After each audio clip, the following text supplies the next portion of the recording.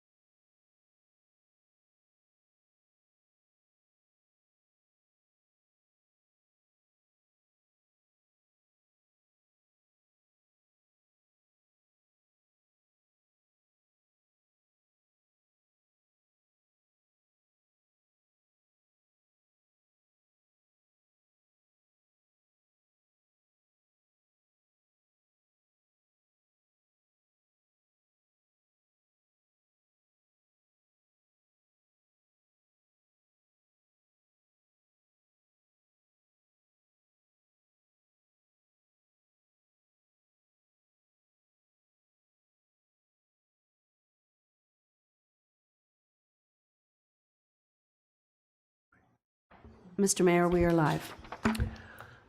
Thank you very much, Madam Clerk. May we have a motion to rise from close, please?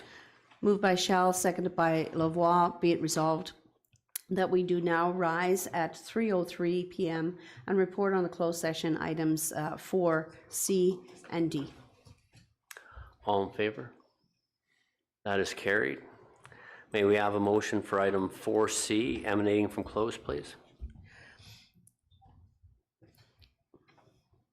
Moved by Clark, seconded by Hutchison. Be it resolved that the confidential correspondence presented by Robin Dunn, litigation affecting the municipality, Human Rights Tribunal of Ontario, HRTO file 2022-49060 be received, that staff and legal counsel proceed as outlined.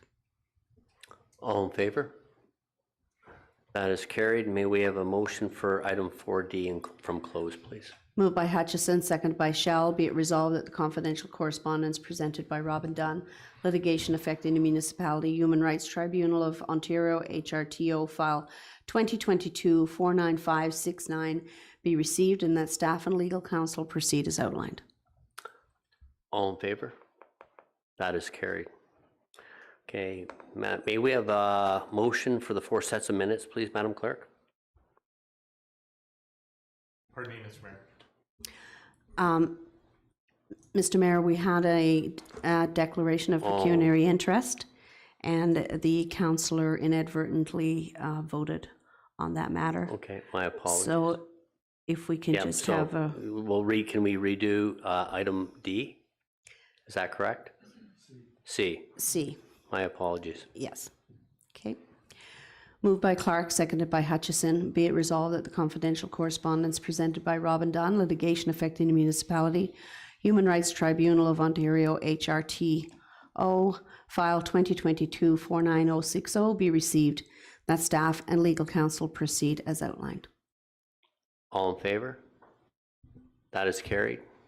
Thank you. Thank you for picking that out. Item 5, actually, Madam Clerk, should we now go to the deputations?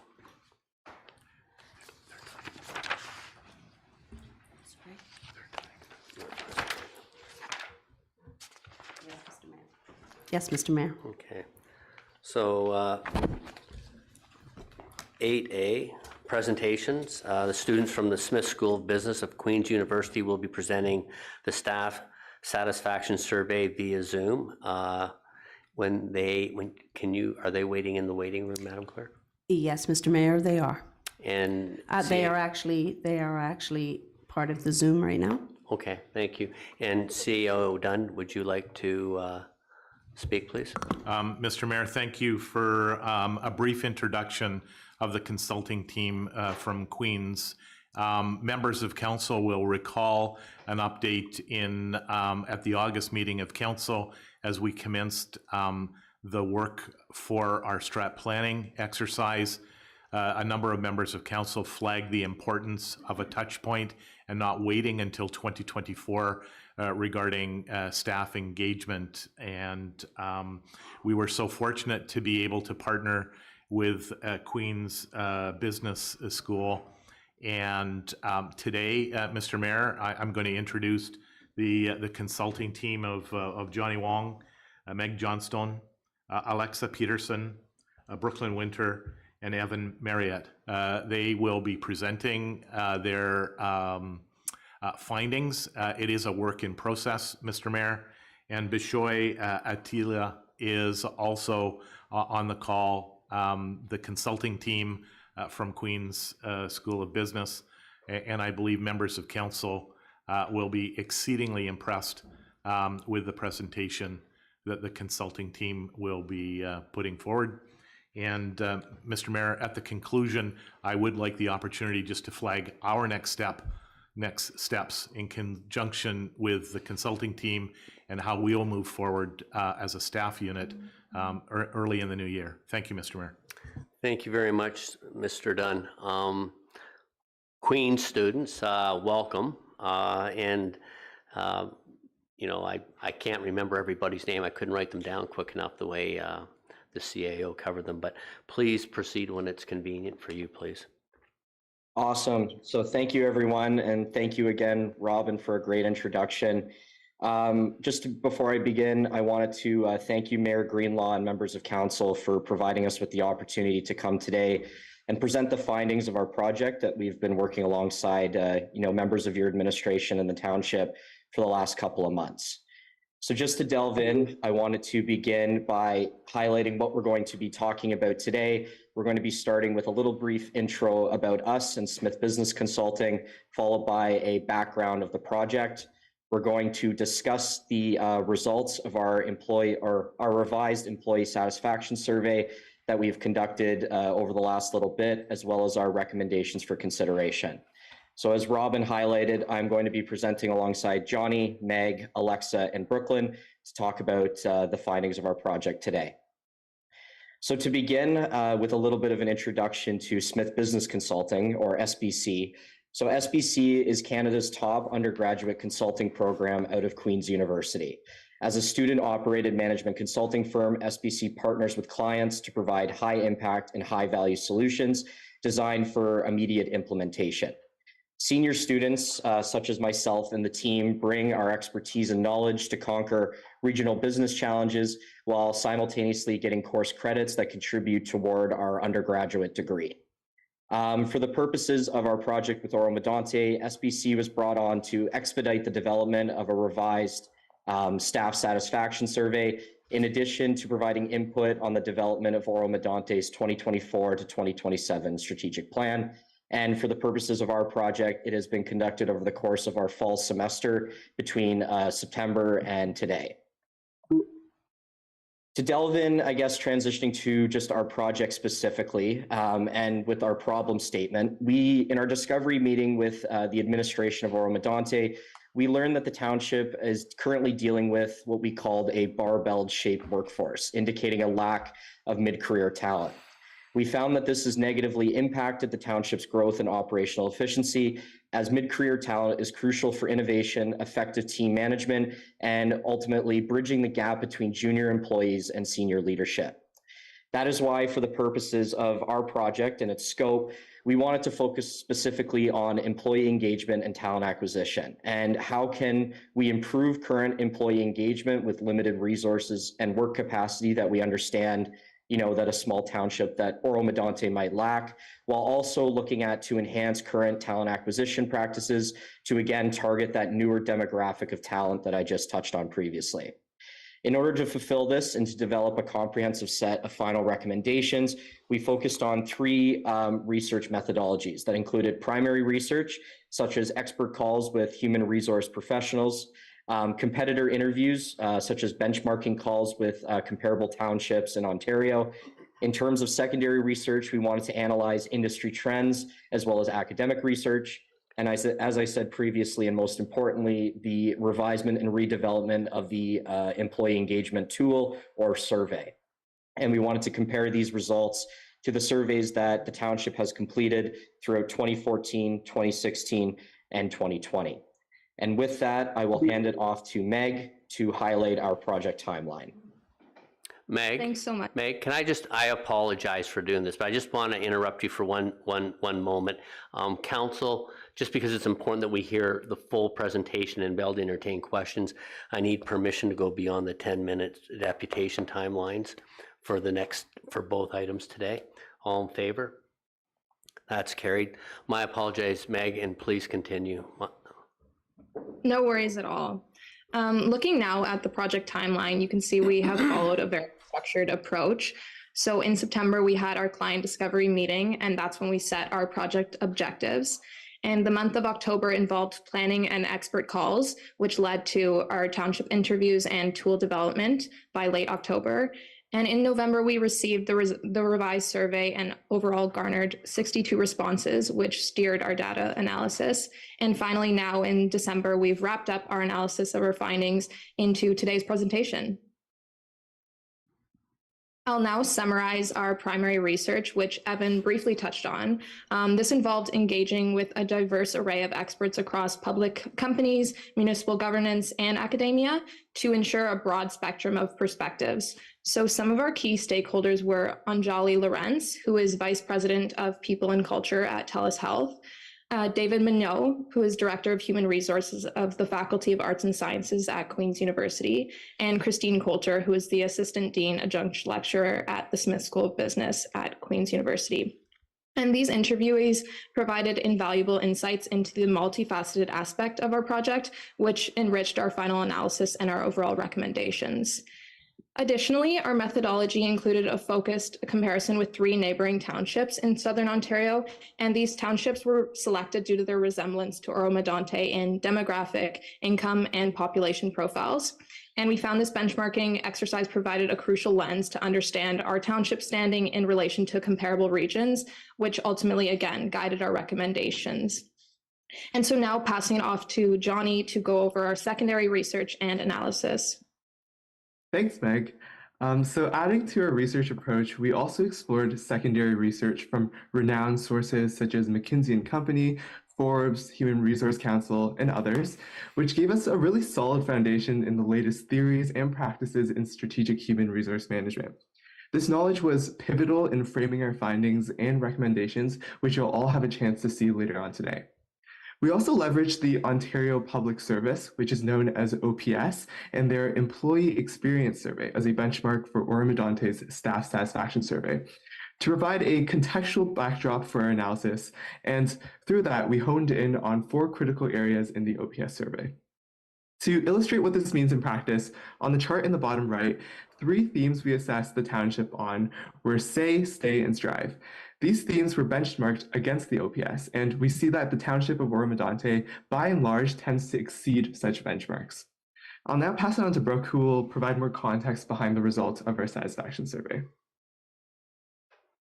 Thanks, Johnny. So to provide a little bit more information about the survey itself, it was run using Qualtrics, which is an online survey platform, and distributed to all Oro-Medonte employees by the senior leadership team.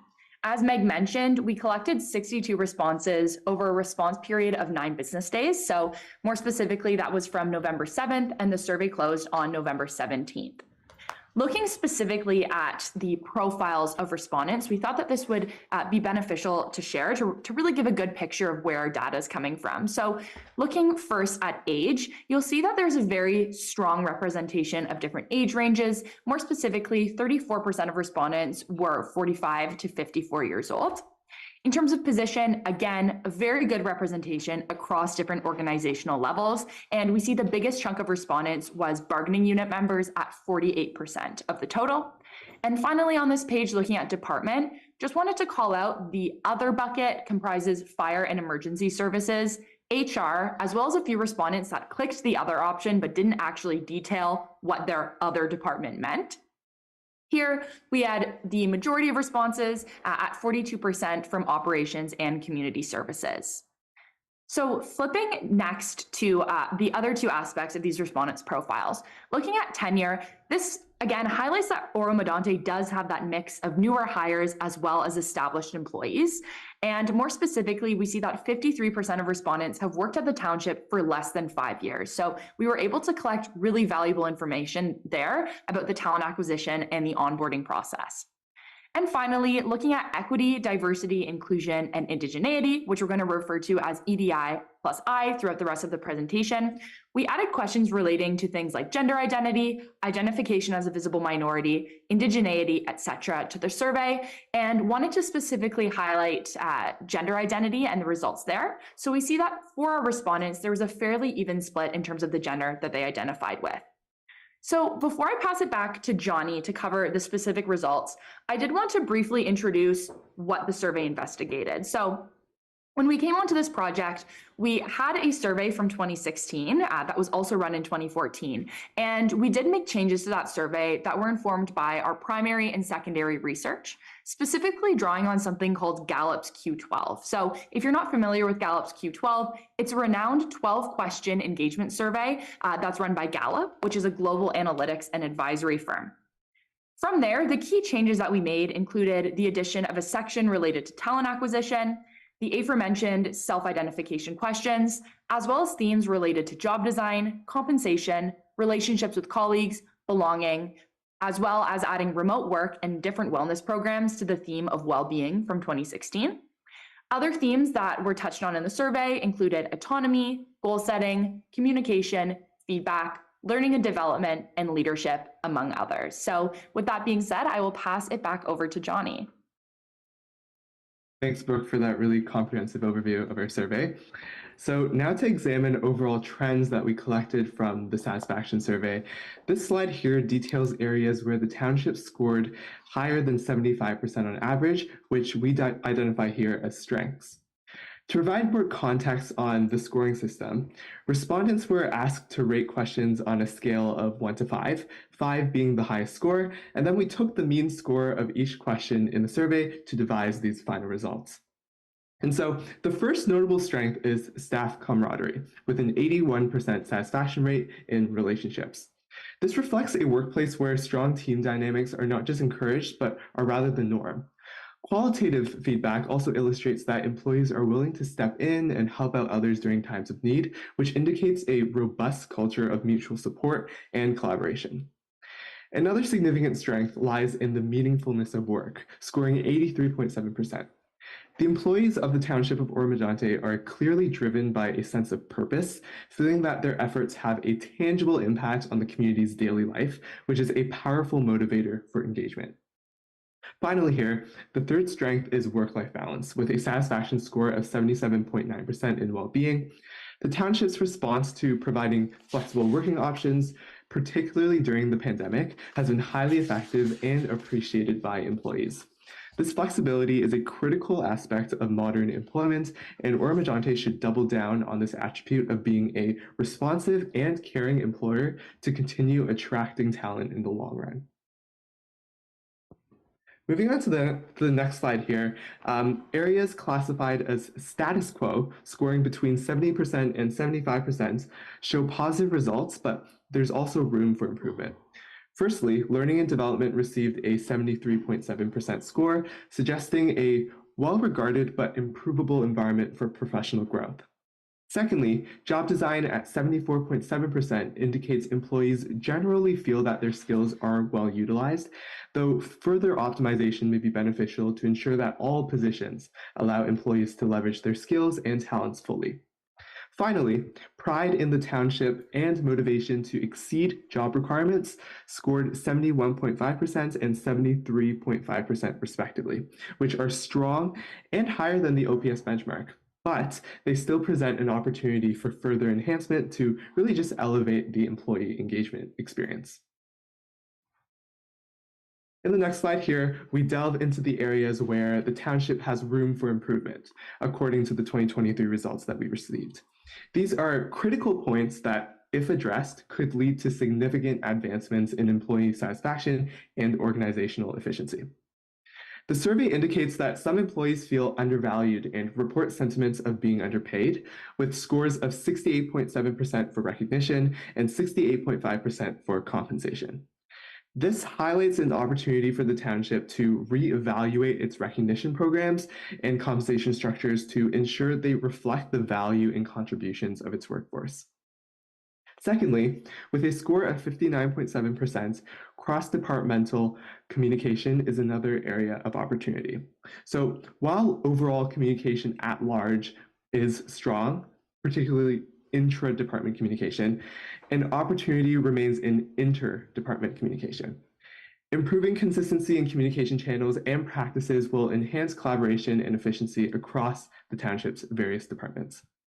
Finally here, the survey also revealed challenges in role assignments and perceptions of favoritism, with goal setting by supervisors scoring 69.8%. Employees' qualitative feedback suggested that there was a need for more equitable and transparent leadership practices, and addressing these concerns can lead to a more fair and cohesive work environment. I'll now pass it to Brooke to discuss the 2023 survey results benchmarked against the OPS average. So what Johnny had covered there was really looking at the survey results in terms of strengths, status quo, and opportunities for improvement. But in addition to doing that sort of analysis, we did benchmark against the 2022 Ontario Public Sector Employee Experience Survey. I did want to note that this survey had over 35,000 respondents. So a lot of data, and it definitely is a very credible source to be using as a benchmark here. Specifically, when we were determining the OPS numbers that you're seeing on the far right-hand side of the table, we looked for close alignment between the questions that we asked on our survey and the questions that were asked on the OPS survey. And in some cases, actually aggregated different questions on the OPS survey to ensure that there was a maximum amount of alignment and that the benchmark was as accurate as possible. So the big takeaway from the slide is that across the board, Oro-Medonte is either on par or above the OPS benchmark, which is definitely something super positive that we discovered throughout this engagement, and also a very exciting starting point and platform for the recommendations that Alexa is going to jump into. Thank you, Brooke. So our team has organized the key areas for improvement into 5 sections, each section including recommendations for the future. Regarding employee onboarding, some qualitative feedback from survey respondents indicated that there was no formal onboarding process when they were initially hired. We recommend developing a comprehensive onboarding process. The recommended process is in our appendices, including key responsibilities for human resources, the employee's manager or director, and IT. These responsibilities commence before the new employee arrives, during their first day, week, month, and finally biannual performance tracking. Secondly, we suggest succession planning to improve career progression in the organization. Succession planning will occur post-onboarding as one-on-one conversations. Managers can identify high-performing individuals and ensure leadership efforts align with the organization's goals. Looking at compensation and recognition, Oro-Medonte does compensation reviews currently, but we see an opportunity to better communicate that these reviews are regular and benchmarked against similar organizations. Completing regular compensation reviews to evaluate work allows managers to adjust compensation to reflect one's actual work. If compensation changes are not currently feasible, Oro-Medonte can offer diversified benefit packages options, such as company Fridays off before long weekends or additional sick days. Additionally, we know Oro-Medonte hosts social events, but these events can further enhance engagement and social cohesion when hosted more regularly. Some ideas include a New Year's party, cultural potlucks, and an employee recognition program. For example, Queen's University hosts a special recognition for staff awards program where employees can be nominated, then featured in a monthly newsletter, and celebrated at the end of the year with the chance to win big prizes. On the next slide here, to address interdepartmental collaboration, leveraging a long-term investment in fostering employee relationships is crucial for organizational success. Implementing an intranet platform like Microsoft SharePoint can significantly enhance collaboration, cross-department communication, and document sharing. The centralized nature of the platform eliminates silos that often impede information flow and communication between different departments. Additionally, SBC recommends Oro-Medonte host more regular team-building activities. Drawing inspiration from successful initiatives in other townships we've talked to, we recommend implementing department events such as collaborative training sessions, holiday-specific activities, karaoke nights, cultural events featuring different traditions, or a Secret Santa program at Christmas time. When employees get to know each other personally, they communicate more effectively, share ideas, and support each other. Our fourth bucket relates to overall well-being, mental health, and EDI plus I. Senior leadership needs to develop a vision integrating EDI plus I into the core mission and share this new vision effectively with employees to gain feedback and ensure organization-wide understanding. Additionally, Oro-Medonte can consider a formal EDI plus I officer position, an informal mentorship program, and employee resource groups in the future. We recommend incorporating robust measurement and accountability practices to ensure organizational effectiveness. This includes the annual administration of the Taking the Corporate Pulse survey and conducting more regular pulse surveys on employee satisfaction to track tangible progress. On the next slide, pivoting to leadership and development, some scores and comments concern task delegation, perceived preferential treatment, and inadequate goal-setting mechanisms within leadership. SBC suggests leadership and development programs, specifically leadership bias, managerial skills, and goal-setting framework training. Many external experts offer these services.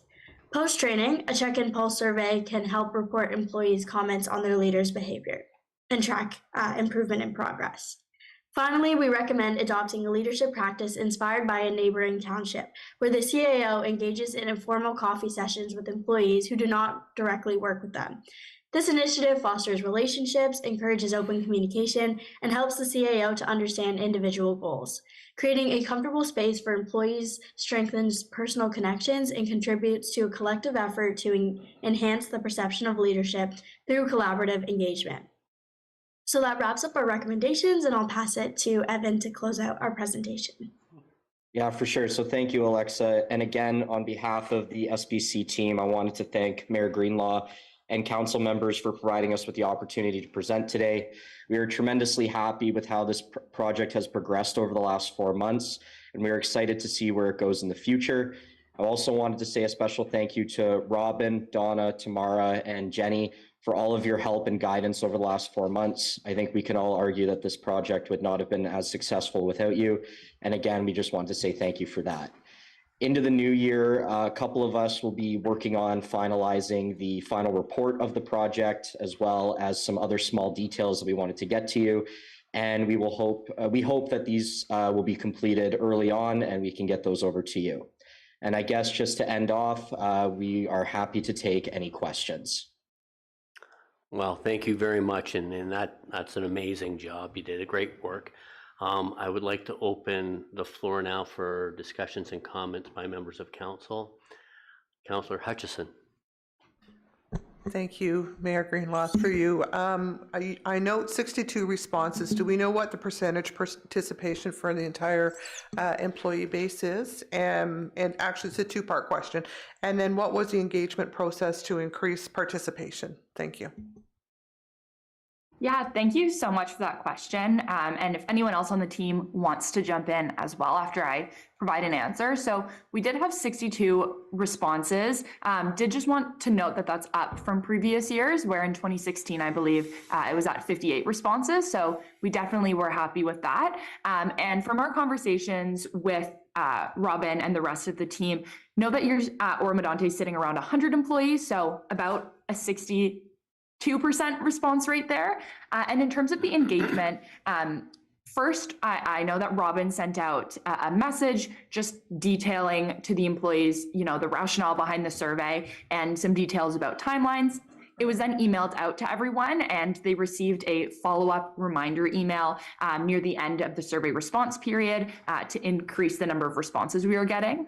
And we also incentivized responses by enabling respondents to be entered to win one of 3 $50 gift cards. So that was all kept completely anonymous, and the emails that were provided were kept separate from answers, and it was all executed internally by our SBC team. But we did find that effective in garnering responses.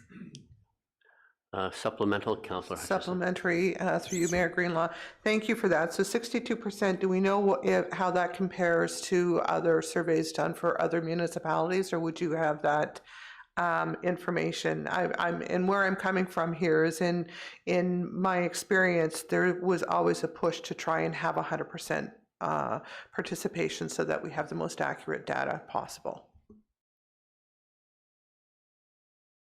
Yes, I don't know off the top of my head how that would compare to other townships. From our conversations, they were doing these surveys somewhat regularly and had expressed that they were satisfied with the number of responses they were getting. But again, none of the townships that we spoke to were at that 100% response rate. I do think an opportunity to improve the number of responses we receive in the future would be maybe looking at doing the survey at a different time of year. I know that through our conversations, we know a lot of folks will take some time off during hunting season, and it's just more common to take vacation during this time. So perhaps looking into doing the survey during the spring could be more effective in terms of getting closer to that 100% response rate. Yeah, thank you very much. I guess just to take it one step further, I guess, is there any data that kind of brings light to when people are satisfied, they don't participate in these surveys versus people that are unsatisfied. Is there any kind of historical data that kind of backs participation rates from that standpoint? We don't necessarily have any data on that regard, but we wanted to also highlight how we wanted to ensure that the survey was conducted in a manner that was both confidential and voluntary. And so this might have affected the number of respondents that we received, but we also wanted to ensure that it was kept open enough so that employees would be comfortable sharing information that they wouldn't necessarily openly share on the day-to-day. Okay, thank you.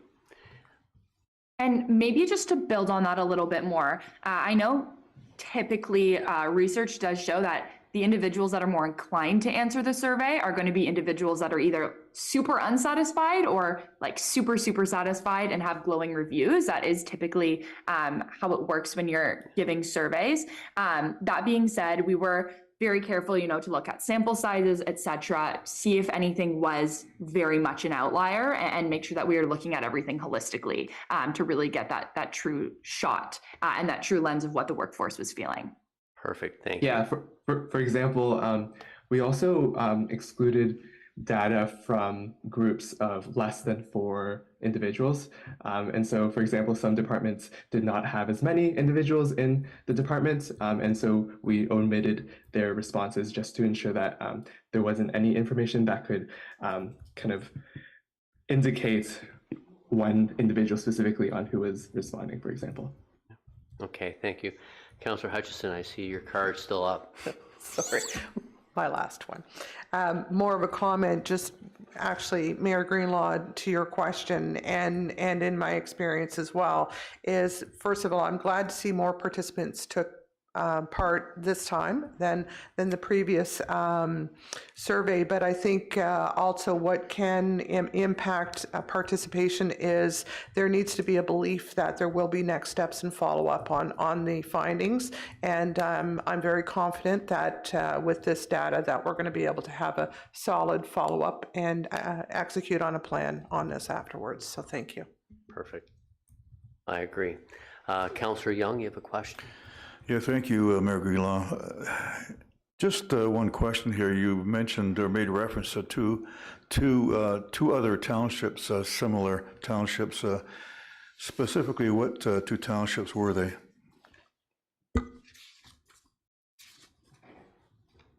I can take this one for the team. I know based on the conversations we've had with them, they would have preferred to keep it as confidential as possible, just given the answers and the questions that we were asking there. But I guess just to kind of highlight who we talked to specifically, we wanted to focus on comparable townships to Oro-Medonte in the sense that they demonstrated similar employee engagement scores and talent acquisition scores from previous survey results in previous years. But we also wanted to consider the fact that not all townships are similar, are the same in terms of the resources that they have. So we wanted to analyze townships that were larger compared to Oro-Medonte, similar to Oro-Medonte in size, as well as smaller, given that one key takeaway that we learned there was, the bigger the township tends to correlate to more resources. And, ultimately that results in more things like, employee events, coffee chats, potluck dinners, New Year's events. I know the bigger townships that we talked to also highlighted, that they take employees to, sporting events like Raptors games or Blue Jay games, for example. So we wanted to use that kind of benchmarking calls to understand how that trend kind of compares across townships of different sizes. So I guess just to answer your question again, for the sake of confidentiality, we don't want to disclose those townships based on their preferences, but hopefully just kind of explaining the fact that, interviewing townships across different sizes while being very similar to Oro-Medonte in rankings kind of provides some clarity to that. No. Yeah, okay, thank you. Councillor Young's a former police officer, you can tell by the interrogation. I'm just kidding. It's levity. So, any other questions? Deputy Mayor Lavoie? Yes, thank you very much. And by the way, excellent presentation. Brought me back to a few years back. One of the questions I wanted to focus a little bit on the statistical, I suppose, validity types of questions. On the OPS benchmarking, does the benchmark number vary depending on the size of the organization? In other words, would those benchmarks look different for a city of Toronto or city of Hamilton, versus a very small municipality of 500 or 5,000 people? Yeah, that's a really great question. And I think one that we had also thought about when we were setting out to establish a benchmark. I would say, and again, I don't necessarily have the concrete data, but there would be some differences there. The main thing that we wanted to reflect in the benchmark, and a reason why we chose to use the OPS, whereas in past years, so in 2014 and 2016, they actually kind of just compared the scores to each other and took the median score and then looked at what was above that and what was below that as the benchmark.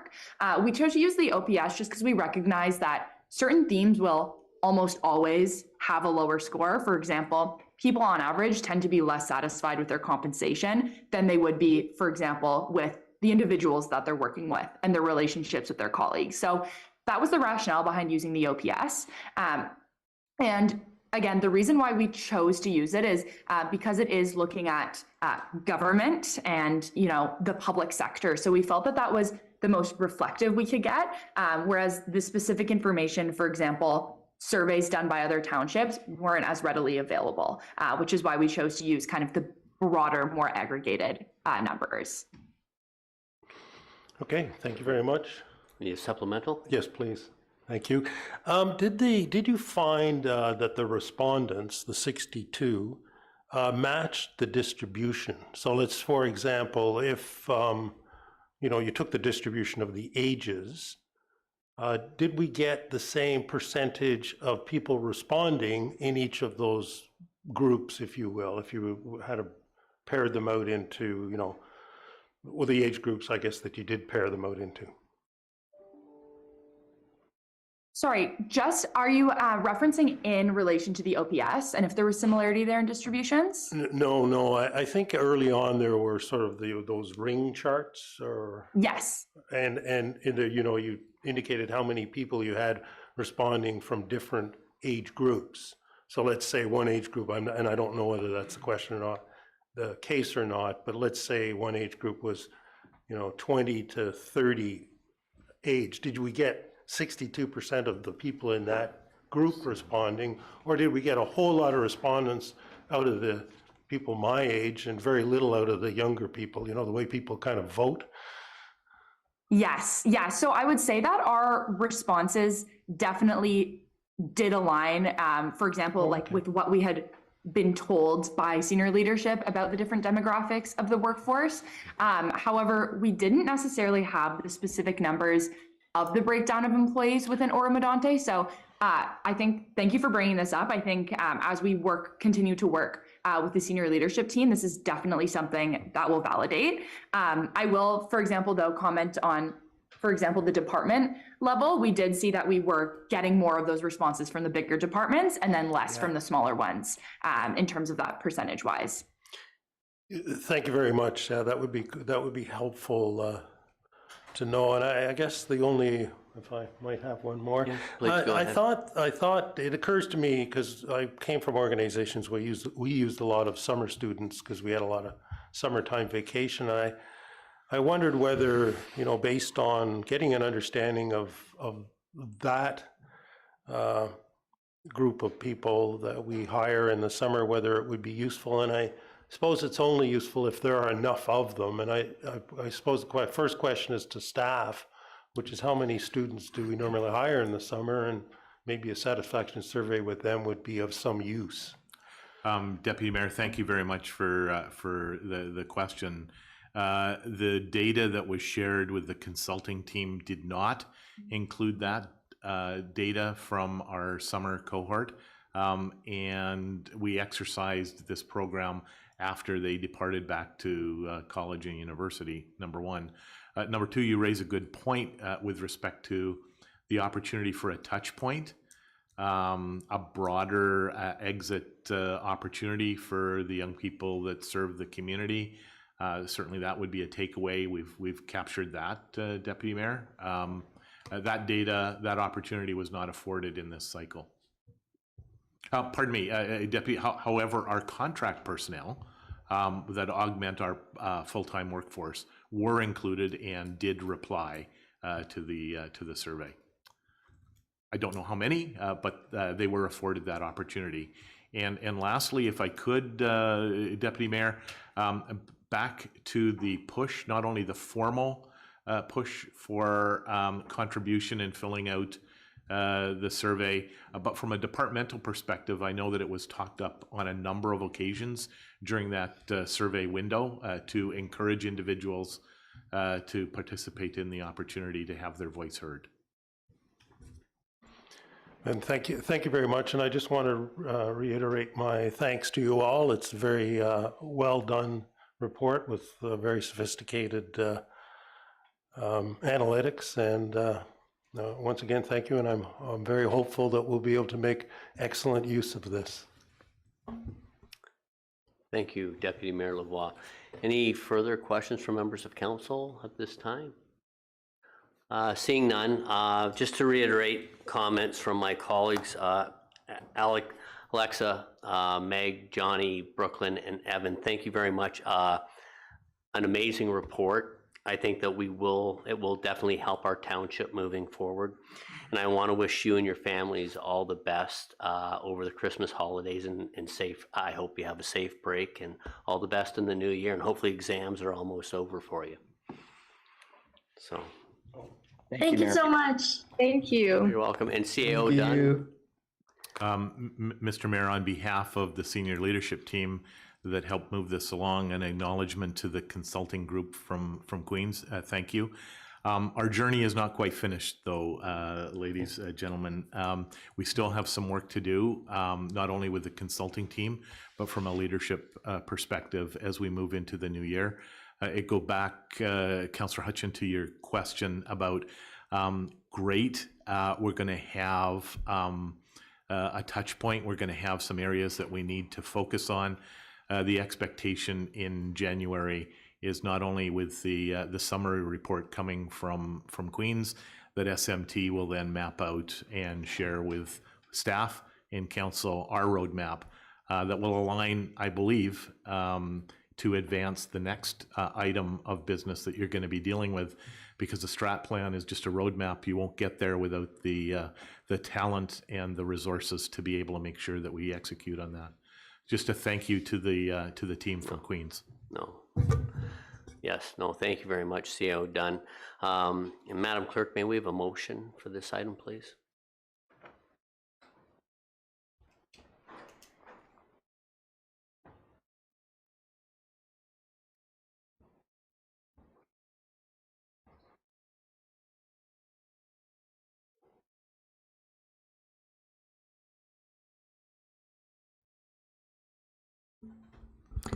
Moved by Bard, seconded by Young, be it resolved that the presentation information presented by Smith School of Business, Queen's University Staff Satisfaction Survey be received. All in favor? That is carried. And I'd also like to thank all the staff who took part in the survey, because everyone's feedback is very important. And that's how we will all get together. We all will move forward together in a much more productive way. We'll now move to item 8B, and I'd like to welcome back Eric Lockhart to present the Township of Oro-Medonte Strategic Plan final draft. Mr. Lockhart, please proceed when it's convenient, please.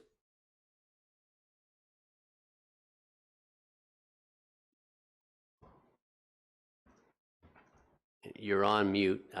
Well, you may be off. There you go. There you go. Good afternoon. Can you hear me? Yes, we did. Thank you for joining us, and look forward to seeing the final results of the strategic plan. So Please proceed when ready, and you just mute it yourself again. No, there you go. Okay. Dealing with a seasonal cold, so bear with me here, folks. So thanks for giving me the time here, and that was really interesting with hearing from the students. I thought they did a pretty comprehensive job in terms of staff satisfaction. It's interesting to see how what they said, I think, complements, and we did it totally independently, but some of the things that we've are trying to highlight in the strategic plan and the priorities. So I've got 10 slides that I'm going to take you through. You've seen most of the slides. I've just kind of cleaned them up since we last met a couple of weeks ago. You know, the hope here is that this is a roadmap for the next 3 or 4 years for the township to help you with resource allocation, to help you with making decisions, and to help you with focusing your efforts, especially in light of all the different requests you get weekly. We hope that this is a little bit of a North Star to assist you in your making those very difficult decisions. And this provides a little bit of a framework to shape some of those decisions. So I'm going to share my screen here. Let me see if that works.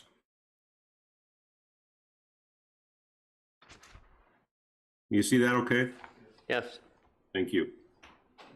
So as I say, I've got, I think 10 or 11 slides, starting with the overall direction and the mission and the vision, getting a little more granular into the priorities over the next few years. And those priorities are fleshed out with some objectives. We've got some ideas on implementation, and my purpose here is not to get into implementation, but I just want to give you a feel for how we're going to follow through on this plan, because as I heard in the last conversation, you know, the devil is in the details in terms of how are you going to follow through. So we've got some thoughts on how that will happen in January and February. We've got some thinking on resources required, but that is still in sort of formation stages in terms of how much this is all going to cost. And then we're going to talk about how we're going to monitor our progress in the next year, in the next 3 years, 4 years. And then we've got some final next steps. And I've got an appendices that talks about the overall process. So here's the mission and the vision and the values. And this was created, by the way, over the last couple of months through sort of a narrative process with staff, with the public, and with council. I mean, all of this was created iteratively over the last few months. So mission meant to sort of articulate the purpose of the organization, vision being kind of where are we headed, in this case, over the next 5 years, and a set of values that we landed on, as I say, through the consultation process. And I've got a little bit of a sort of amplification of each of these statements. First of all, the vision, progressive, collaborative, vibrant, environmentally conscious community where everyone can live, work, and play. Now, I think of these things as aspirations or long-term goals that sort of further amplify or elaborate on the vision. By 2030, we're going to have, you know, done a great job on these 6 aspirations. And then on the values, you know, it's one thing to have, you know, 1-word, 2-word values, but these are meant to be really what we stand for as an organization. We stand for respect, integrity, service excellence, and stewardship. And how are you going to see that in our, you know, as we interact with each other, with our staff, with our residents, our taxpayers? We're going to we're going to demonstrate these values with those statements, or behaving in a way that is consistent with those statements. And then we're going to focus on 5 priorities plus 1. So these again came out of the consultations and discussions with many stakeholders. 5 areas that we're going to focus on, plus a 6th that we're calling strengthening organizational capacity. which I think goes to the student presentation on staff engagement. So I for one, I'm glad that we've included this sixth. And so each of these 5 priorities, again, you know, 1 or 2 words don't mean very much. So this is meant to be kind of the priorities explained in a little more detail. And I won't read through them all, but meant to put a little more meat on the definition of each of these 5 areas. But I think more importantly is, what are we going to achieve against these 5 priorities? So my view of strategic plans is you're trying to set the finish line, or in this case, objectives. And we've got in total, I think it's 15 objectives over the next 4 years. And what we've highlighted in bold was the area or the items that we think are the most urgent in what we're calling phase 1, which is the first 12 to 24 months. We're going to get going on in 2024, those 7 items. Now, the other thing, the reason I purposely kind of pushed back on not having too much in the first 12 to 24 months is because we have this 6th foundational priority called strengthening operational capacity. And these things are all urgent and almost, well, many of them are underway, but they're a kind of a preamble to, or a foundation to getting going on the other things. And this is where, as I say, it's interesting to see that some of the findings from the staff satisfaction certainly complement or support these internal objectives. So then this is just a reflection of the things in bold.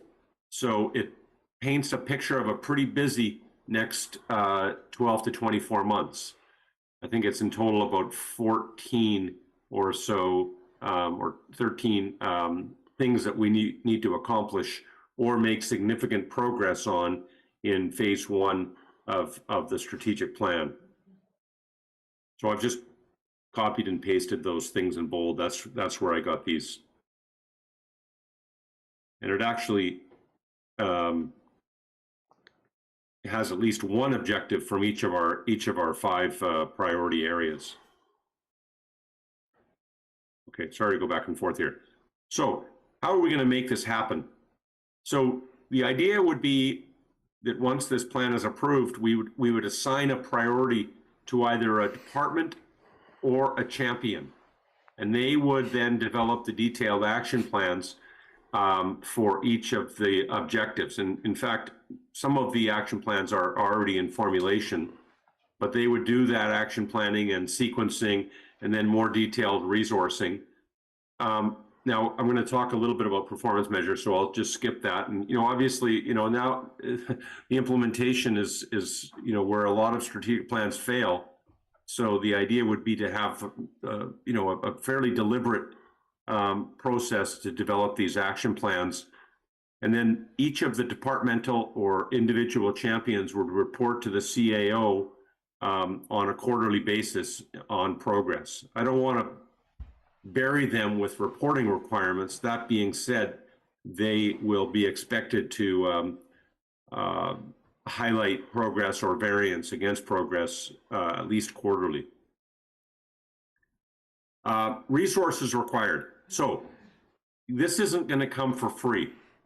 And the idea here is that we think that we can achieve most of the existing objectives except for these 6, which will require an investment. And we are in the process of trying to figure out, we're trying to put a little bit more scope on the cost of each of these. But we think that these are the big ticket items, if you will. And we are going to have some more refined costing for these in the next 6 weeks or so. I hope that doesn't come as any surprise to you in terms of some of these things, are over and above our current staffing capacity. In terms of how we're going to monitor, so we heard from council a few weeks back that they certainly want to stay on top of this, especially in year one. So we're going to report out monthly as part of council meetings on the foundational priority number 6, because there's a lot of things that are going to happen against those 4 objectives in the next 6 to 12 months. Then we're going to have a more, formal, a regular quarterly check-in to update council on each of the objectives and the variances and progress, et cetera. And then my suggestion is to have an annual report out, and it's probably an annual report, 1 or 2 pager on the website, probably at a council meeting, that is sort of progress in year 1 and expectations for year 2, but also an actual update session where this isn't meant to be a fixed plan. It's meant to be an evergreen plan where it gets reviewed and updated annually.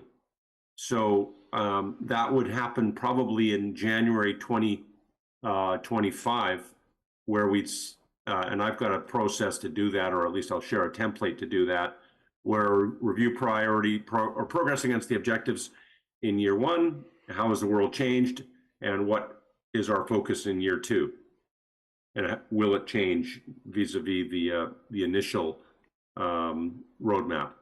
And then, of course, I just put in there as, you know, in the 4 years, a full renewal. In terms of performance measurement, and we had this conversation a couple of weeks ago,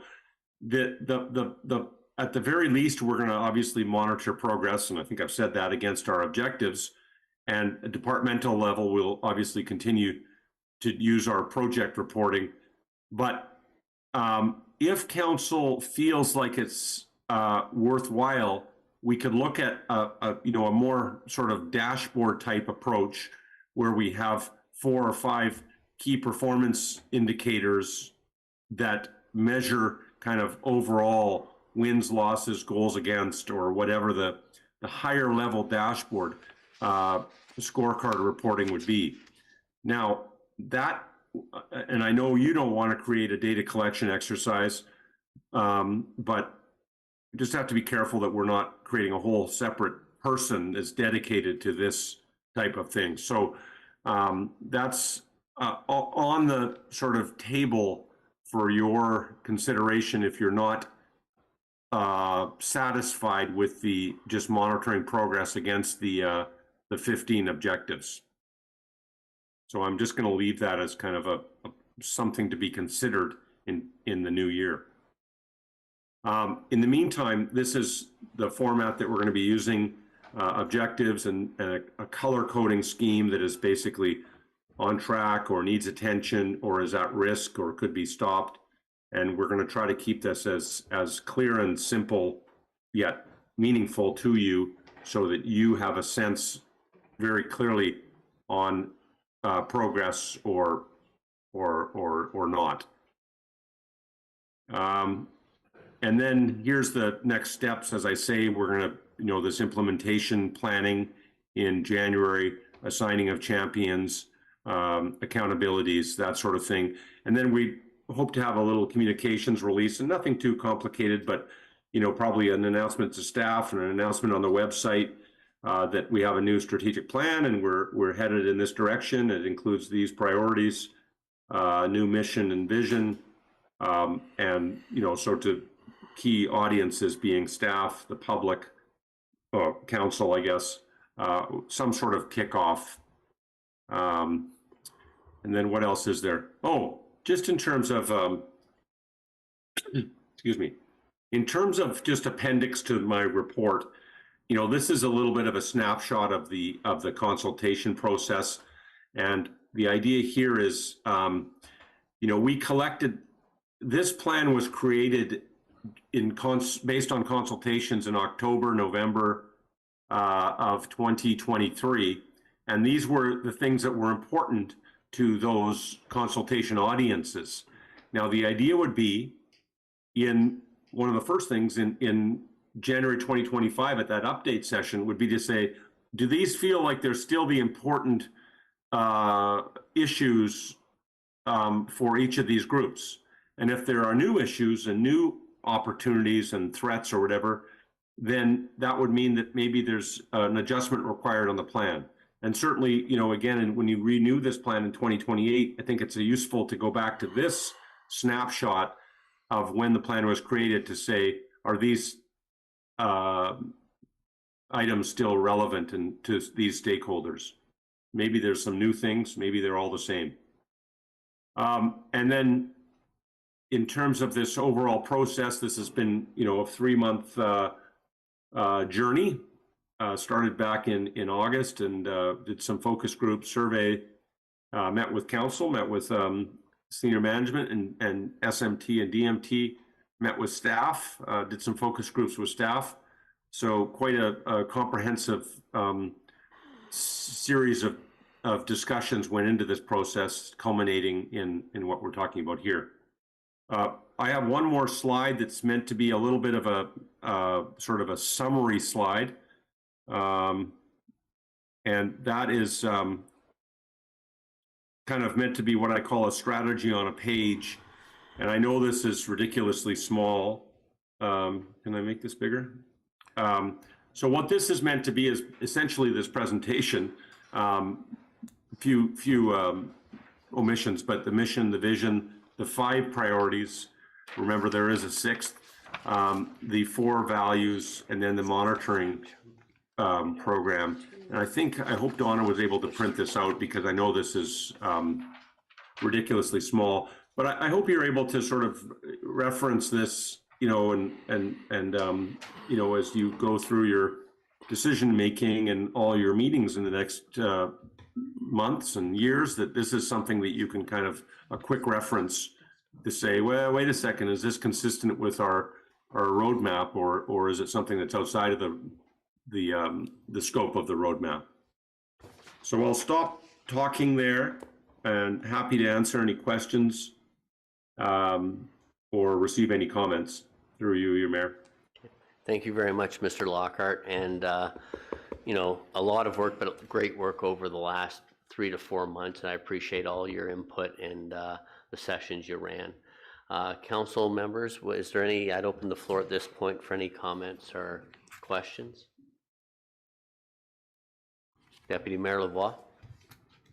Yes, thank you very much. I have, again, just an excellent report, and I think having these two at this time together is an excellent combination for council to be able to reflect on. And I think it's a good timing as well for council. We've had a year in our seats now, and you know, I think many of us feel a lot more comfortable both with the township, the staff, and the things that we've learned over the last year, and the respect, quite frankly, that we've learned.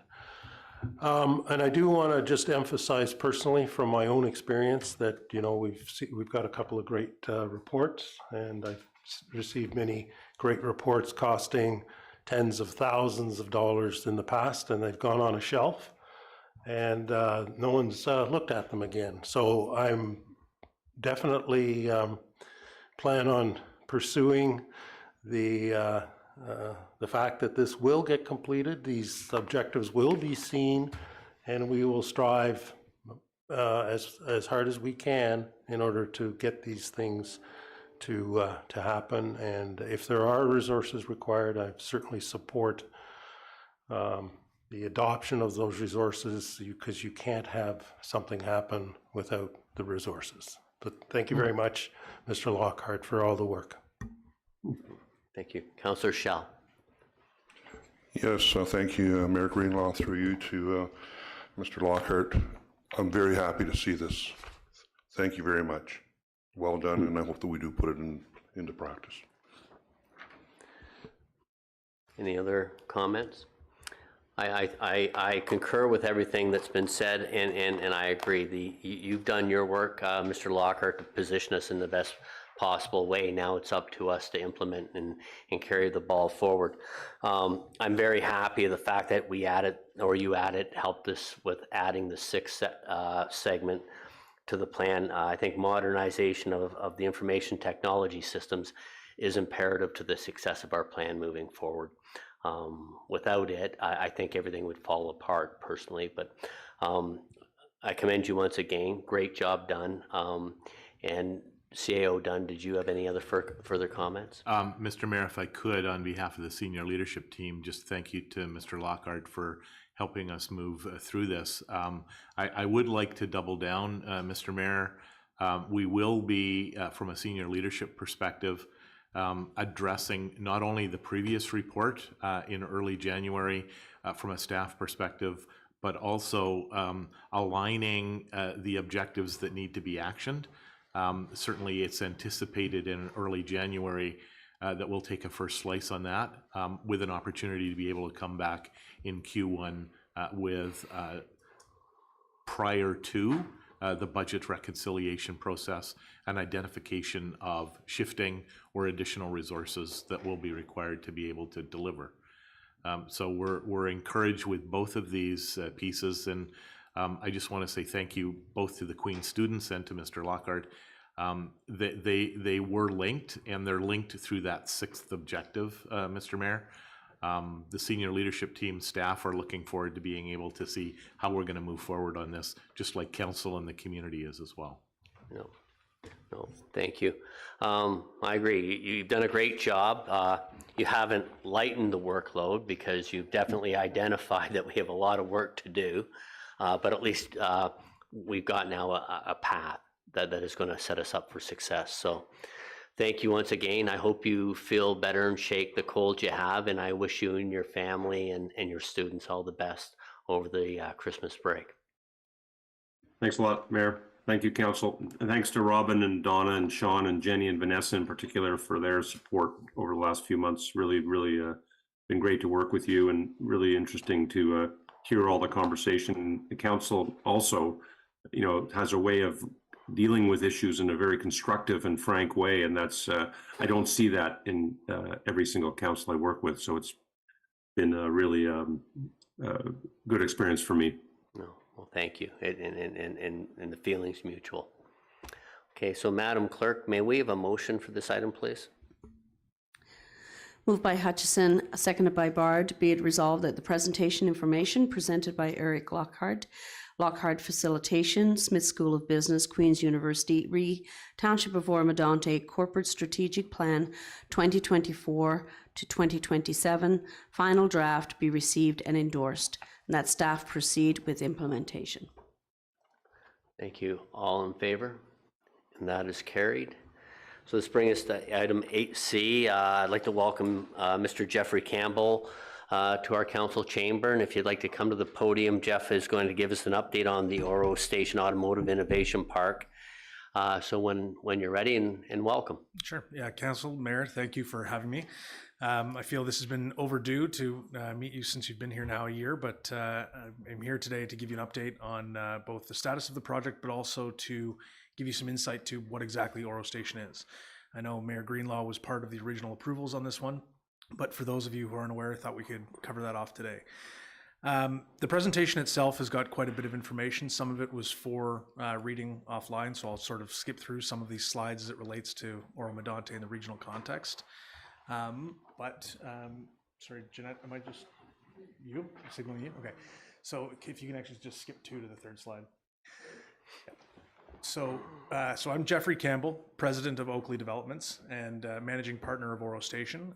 The image we've got here on the screen is the Matchdash Lofts, which for those of you who don't know is a large condo project we've just finished in Orillia, which I'll reference later, but just to give you some idea of who I am. My background is in construction engineering, grew up the son of an architect, and have worked in the field my entire life throughout North America and in the Caribbean. Next. So, descriptor for Oro Station. This is a multi-use business park and innovation center, and it's something pretty unique to the business model that we've proposed and that we are building, in that we are building a industrial business park that is industry specific to automotive. We're seeing an automotive industry that's in a great state of change. So as we're looking to adopt new low carbon technologies, EV, autonomous, we're seeing the manufacturing sector require innovation to be happening here in Ontario to ensure that we can keep that manufacturing base here. And so what we are building is this industry-specific park that houses tenants that are traditional automotive suppliers innovation suppliers that are working on this new technology, and a very important core to it is education. To date, we've seen incredible response across the province to this project. We have seen now, we've put here in the presentation that we're at 31 million in condominium sales. We actually have now achieved 34 million in pre-sales. But most importantly is that within our business park, we are now at 176,000 square feet of our 512 has been pre-leased and committed to by a number of different tenancies. Next. So this was just an informational one that just sort of gives context to where the property is. So again, I'll leave that for you for some offline reading. Similar to the next one, I think you can skip as well, talking about Oro-Medonte as a region. But if you can, Donna, go to the automotive industry slide. So this was to provide some context as to just how big Ontario's automotive industry is. A lot of people don't realize what a hub our province is and how much of our economy and jobs rely on the automotive sector. Traditionally, we have been the manufacturing base for a lot of major companies in which we are seeing the manufacturing and assembly lines of the final production of vehicles. But in order to foster and continue that growth and maintain ourselves as a manufacturing leader, getting ahead of the curve in terms of innovation and making sure that we are part of that discussion, skill set, and labor and training is going to be an important piece for the province going forward. Next. So this next slide is around context. So just to give some idea as to where this fits into the current agendas of the province, the country.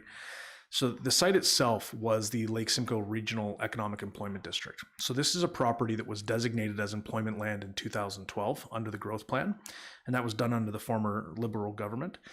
The challenge was that it had been restricted to aviation use only. And so the only companies that were available or able to build there were companies in the aviation sector in support of the airport.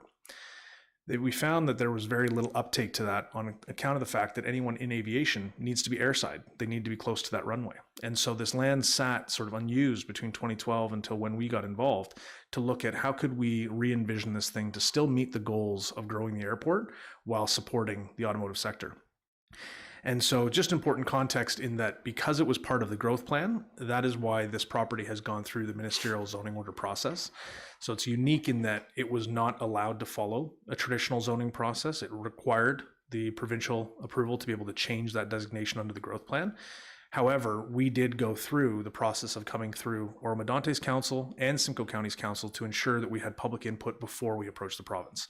And so that we made sure that all of the different stakeholders were in alignment on what we were doing. As it fits into provincial agendas and context, we have the Driving Prosperity Plan, which is now into its second phase at the provincial government level. This is an acute focus on bringing in automotive investments into the province. We've seen a number of significant announcements, especially around EV battery manufacturing through Minister Fideli's office. And so we know that the province is focused on this as a core industry for growth in this province to support job growth and employment here. And so this project plays a key role in that by being an innovation center that feeds into those types of investments.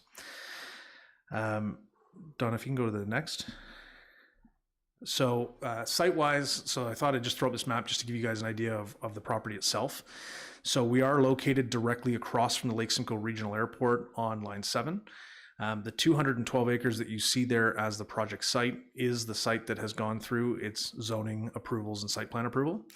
The property beyond that is a property that we have acquired that currently has no plans, no applications for it, but we do know that that property is inside the flight path with the airport.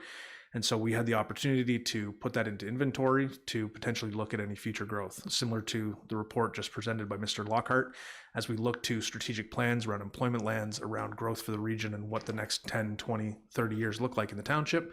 This provides opportunities for Oro Station to be able to grow once it's got to its capacity of its first project or first phase. Next. The airport is a significant piece being across the street from us. It's a large piece of government infrastructure, which I know you're all very well aware of, but Simcoe County is now investing quite significantly into that airport. So we know that that is going to be a catalyst for further investment in the region. They're currently undergoing a $65 million expansion, extending their runway.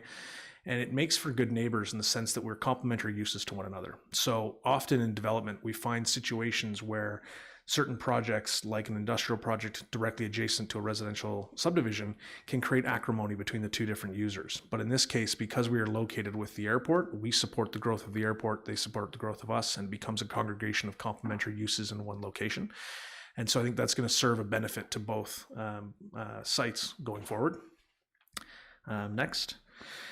The innovation element of it, so I'll get to the site plan and give you a bit of a layout of the project, but we have 50 acres of industrial buildings that are targeted at these automotive businesses. And so they fall into these categories of the traditional suppliers, the innovation and education. But on the innovation, we're looking at autonomous vehicle testing, research and development around EV, but not just EV, also alternative fuel strategies. So we have one group coming in that specializes in hydrogen design, because we know that EV, while very promising, is not going to be a one-size-fits-all solution to the future of transportation. This provides an opportunity for businesses to come in, congregate, co-locate, work with one another, fostering that new technology development, but also gives them a venue in which they can engage publicly, both with consumers and with industry in terms of bringing these technologies to light. Dawn, if you can go next.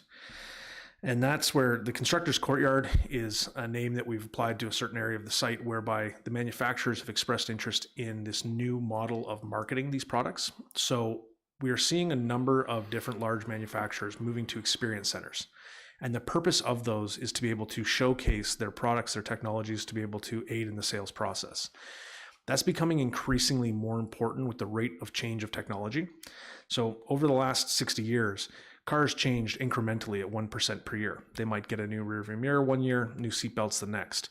Now we're seeing wholesale changes to EV technologies, where people are having to learn what these new cars are, how they operate, and how they're going to have to modify their behavior.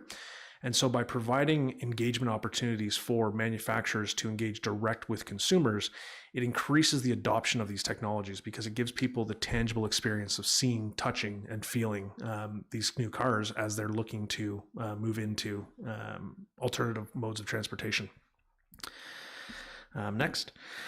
So the smart technology piece, this is a piece of infrastructure in the project that's going to be key to that innovation. So we have actually designed the entirety of the circuit on the property with a fiber optic loop around that, supported with cameras that can then be a backbone to future sensors for testing and development.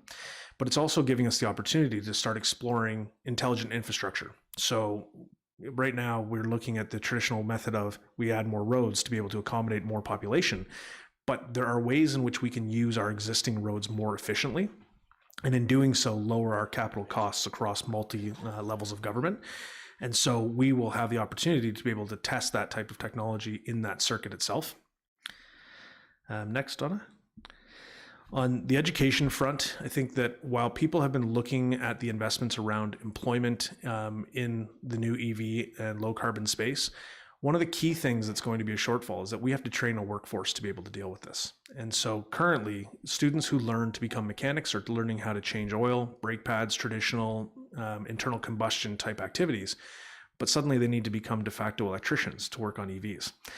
And so by being able to engage in education that is directly located on site with industry, we have this ability to ensure that we've got an adaptable workforce that can address these technologies and changes as they're coming to the market, and provide a labor force that's going to be able to service this new fleet of vehicles that people will be driving in our future.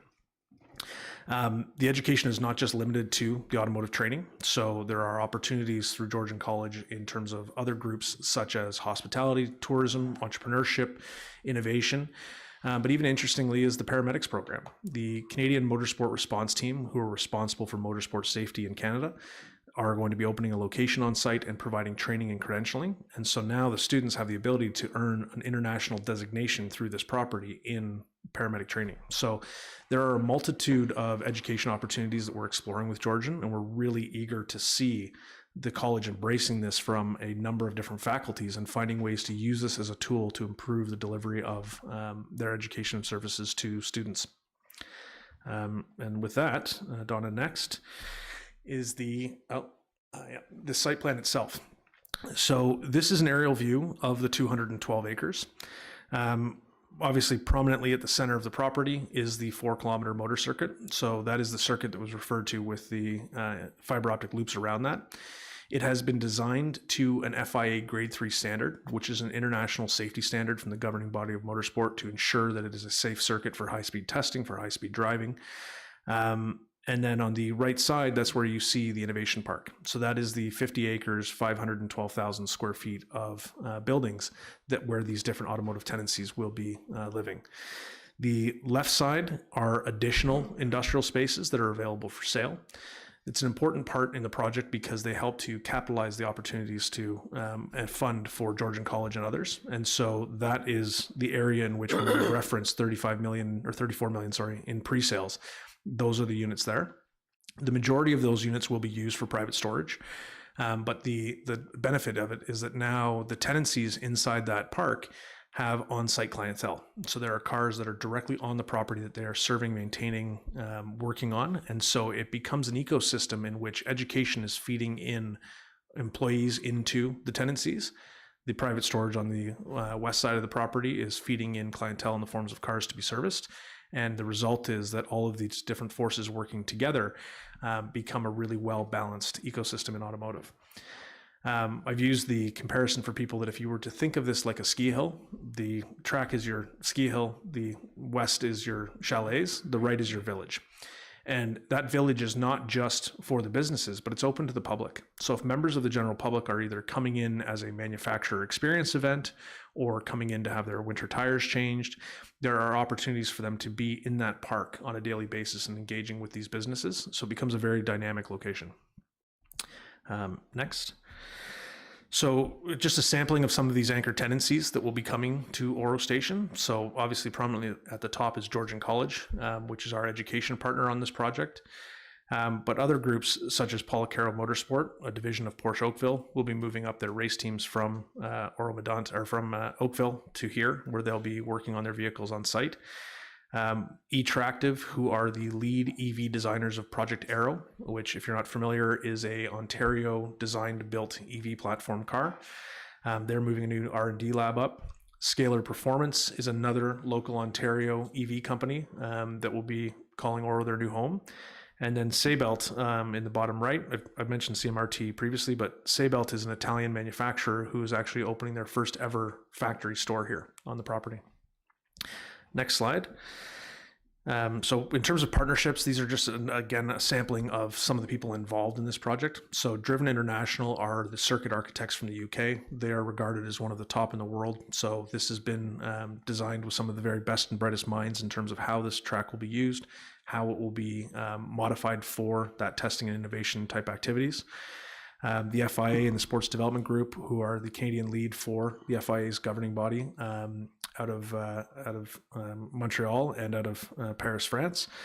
And the FIA is not just the agency that is approving the circuit design to ensure that it's in a grade 3 rating, but we have also obtained the FIA's environmental accreditation.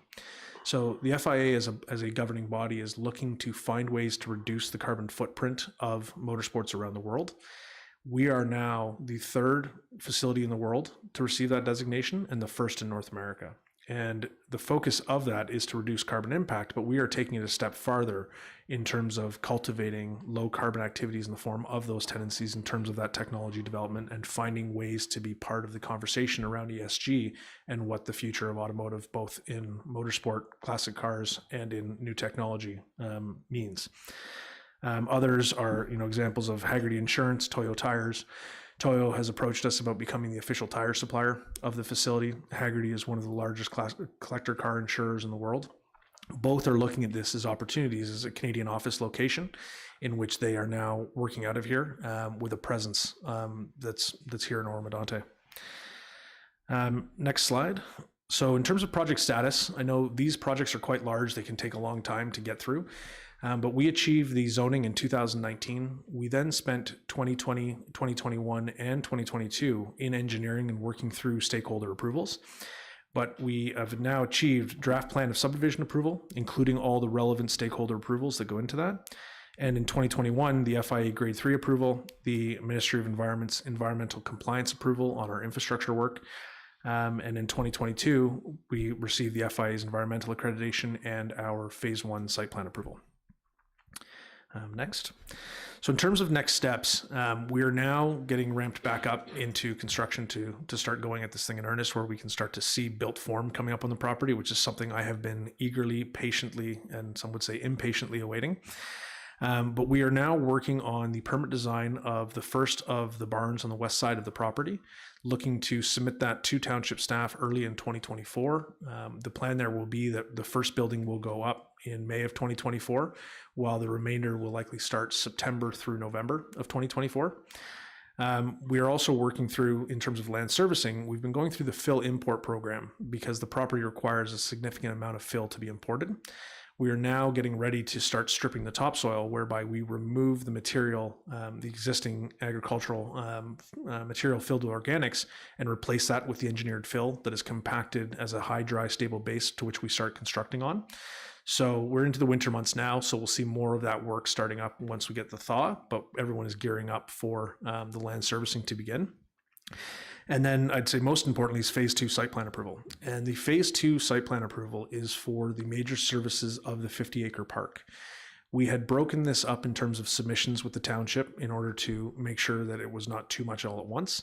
But phase 2 focuses on the detailed servicing design for the 500,000 square feet of buildings. But in terms of the construction of those buildings, they will be phased in 100,000 square foot phases. So it's not going to all be built immediately at once, but it'll be built in phases. And that is to allow us the flexibility to be able to accommodate the needs of tenants. So Georgian College, being an example, has some fairly specific and custom requests. We have to change layouts, building design to be able to accommodate that. And so by doing it in the phasing, we have that ability to accommodate their needs as we go forward. From here, the remainder of slides I'll go through rather quickly, but I've just given some pictures to sort of update people on some of the activities on the site. So this was some images from the groundbreaking at the time of the site alteration permit, where we had members of not just the municipal, but county, provincial, and federal government. So we had all levels of government present on site for that, including the executives of Georgian College. The next slide shows some of the ongoing activities. For those that you may have seen it this summer, an Italian manufacturer was out on site testing with some cars that would be very rarely seen in the dirt with the Lamborghinis. But it was quite an experience to see those things running on dirt and showing off their capabilities. I don't know if they're ready to do that again, but it was quite impressive to see. Some of the tree clearing machines, we've already now taken down 30 acres of trees as part of that preparation for the site servicing. So there's been, it being such a large site, when you drive by, it doesn't look like there's a lot of activity all the time, but it's just because it's hard to see in the scale of how big that property is. There has been quite a bit of work going into it in preparation. The next slide is an example of how we're already starting to work with Georgian College. So the civil engineering students came out for a site visit. I've been to their classroom to lecture on what's going on in the project in terms of timing and sequencing. But they've also come out to do a drone mission in which they were using LiDAR technology to survey the grounds of the property, which are the images you see on your right. So we're really happy to be in a position where we can engage with them right from the beginning. It's not a case of waiting until something is built for Georgian to be part of this. They will be intimately involved throughout the entire project and using this as a learning tool for their students. Don, if you can skip 2 slides. So I just wanted to highlight the Pit Pavilion building here. Matchadash Lofts up in Aurelia, when we built that, we very intentionally designed it to fit in with the character of the town and to reflect that character so that it was not taking away from Aurelia. And that approach is something that's very important to me and something that we're doing here as well. So I know Oro-Medonte's got a proud heritage and exciting future, but it's an agricultural community. And so the buildings that we've designed have all taken on a barn vernacular so that they are of a massing in size that will feel agricultural in nature, so that this does not become sort of a blight of concrete cold buildings, but something that feels welcoming and reflective of the community. And I think that investing in good design, even though it's an industrial project, is an important piece to be able to create a sense of place here. So with that, the remaining slides are similar in nature in that it's a couple of the other designs of buildings that we've been working through with permit drawings, some drawings of the aviation considerations. Donna, if you can get to 29. Next one. So this is an example of how we have to coordinate with the airport, which is a pretty unique situation to be in that we have to design it so that we can accommodate their flight path. But just through that in there is a sampling so that you can see some of the work that our engineering team has been doing that's a little bit outside of the norm, but is very necessary in order to make this thing a success and to protect that airport. Following the next two slides are simply renderings of the park to give you some views of what this looks like in terms of massing, size, shapes of the building, and its proximity to the airport. But with that, I think I'm fairly close to my 10-minute mark, and just wanted to say thank you for having me in, and thank you for listening, and through you, Mr. Mayor, if there's questions. Thank you very much, Mr. Campbell. Happy to see you come here and meet the new council in order so that we have a better understanding. Unfortunately, they all didn't have the same privilege I did of having 4 years of the growth plan that is going through. So I'm going to open the floor to questions, discussions, comments.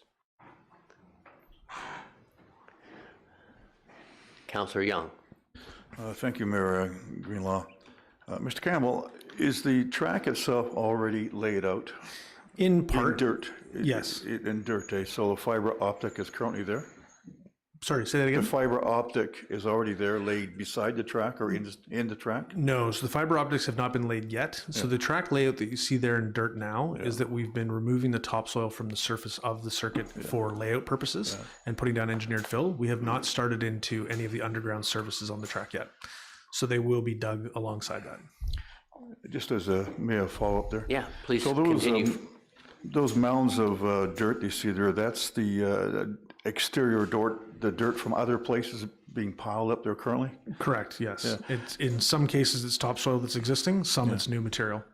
So just on that, I go by there on a regular basis. Why is it that some days you'll see the odd excavator working and other days nothing is going on there? Why is that? So that's by virtue of the timing of material coming in. So the material that you see being brought there is coming from other sites and properties.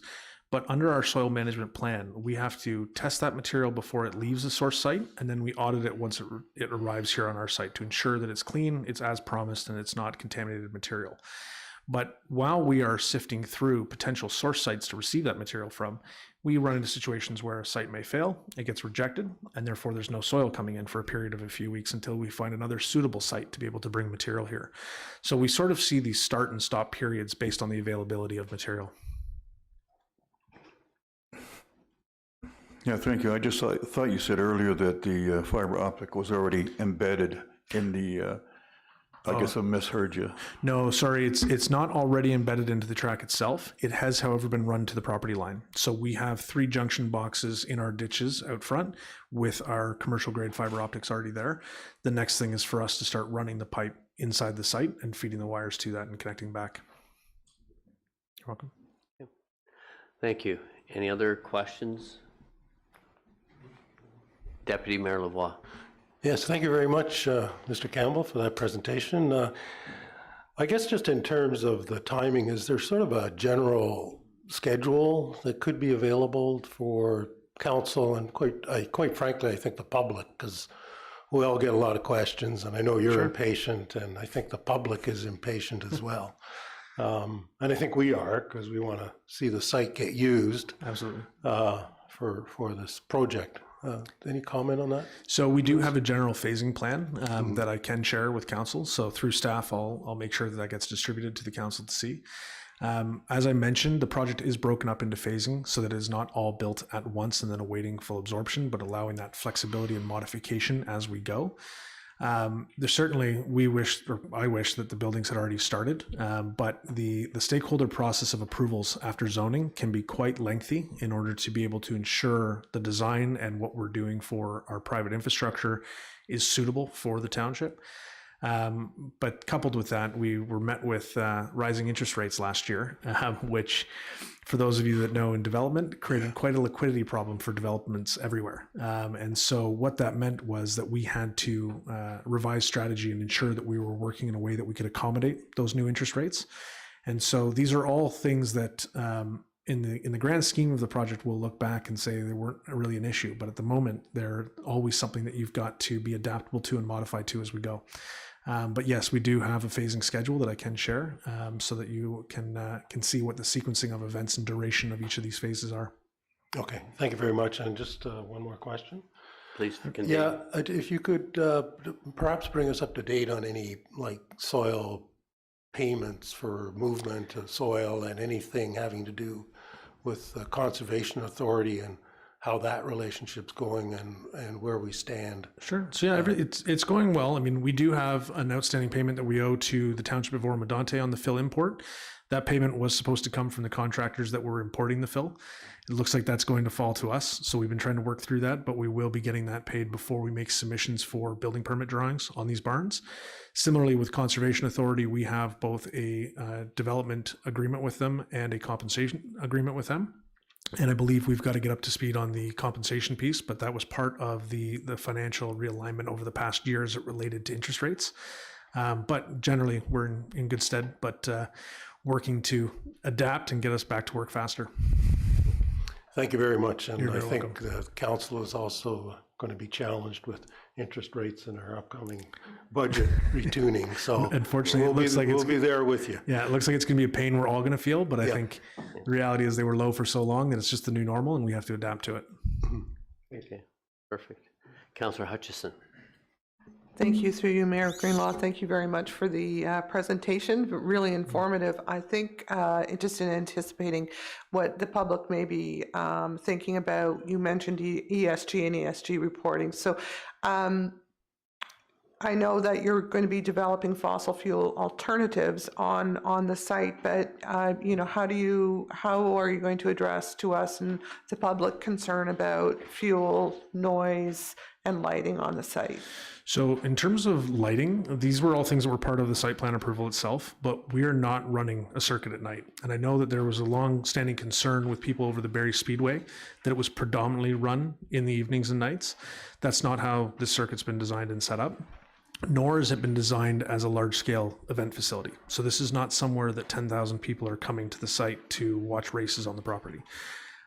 So I think those are two things that are differentiated from the concerns that were had over the Barrie Speedway. With respect to noise, again, talking to the co-location about being next to the airport, that was a very important piece because at the end of a runway, there's a thing called a noise exposure factor, which rates the uses that can be within that without causing any harm. And the entirety of our property is actually in the NEF 30, which is an area that is not suitable for any residential development. Even the NEF 25 is not suitable for residential. And in fact, circuits are the one of 4 uses that are encouraged to be within an NEF 30 zone. So again, by co-locating those things, we're making sure that we have that concentration of noise around neighbors that are complementary to one another and not a concern to, you know, next to a subdivision or a school, so to speak. So I think, does that address the question? Yeah, thanks. You're welcome. Okay. Councillor Young. Yeah, thank you, Mayor Greenlaw. Mr. Campbell, the project itself is on solid financial ground, is it? It is, yeah. Because you mentioned you got $35 million in pre-sales, and there's some difficulty with the contractor that's bringing the soil in to resolve it. But I just want to ensure that Council here that the project is on solid financial grounds. You mentioned the last engineering concerns or studies were done in 2022. This is 2023 going into 2024. What happened during 2023 in terms of progress of the project itself? So in terms of progress over the 2023 year, a lot of that was taken up by working with Georgian College. So if you saw the public announcements earlier this year around Georgian and what their involvement would look like, we've also been working through that fill import program throughout the course of this year. So that's what enabled Lamborghini to be there on the site itself, was that we were placing fill on the track bed for them. And so while we look to accelerating the rate of construction, we have still been following along the schedule in terms of the fill import program, which is a very important piece to be able to get the material to the property so we can actually build it. As I mentioned about interest rates over the course of the past year, that has also been something that has taken up quite a bit of time in terms of re-strategizing and realigning how we're going to deal with construction finance. But as it relates to the project financing, these projects are made up of a blend of land, equity, deposits, and construction debt. And so while, yes, we have 35 million in condominium pre-sales, those are not available funds that you can just use for anything. They're restricted in trust specific to those buildings. And so as you're looking to infill that capital stack with the required construction financing, it's just a case of making sure you balance all those different interests to be able to get us using that construction money to start going vertical in the construction. Okay, thank you. You're welcome. Yeah. Thank you. Any other questions?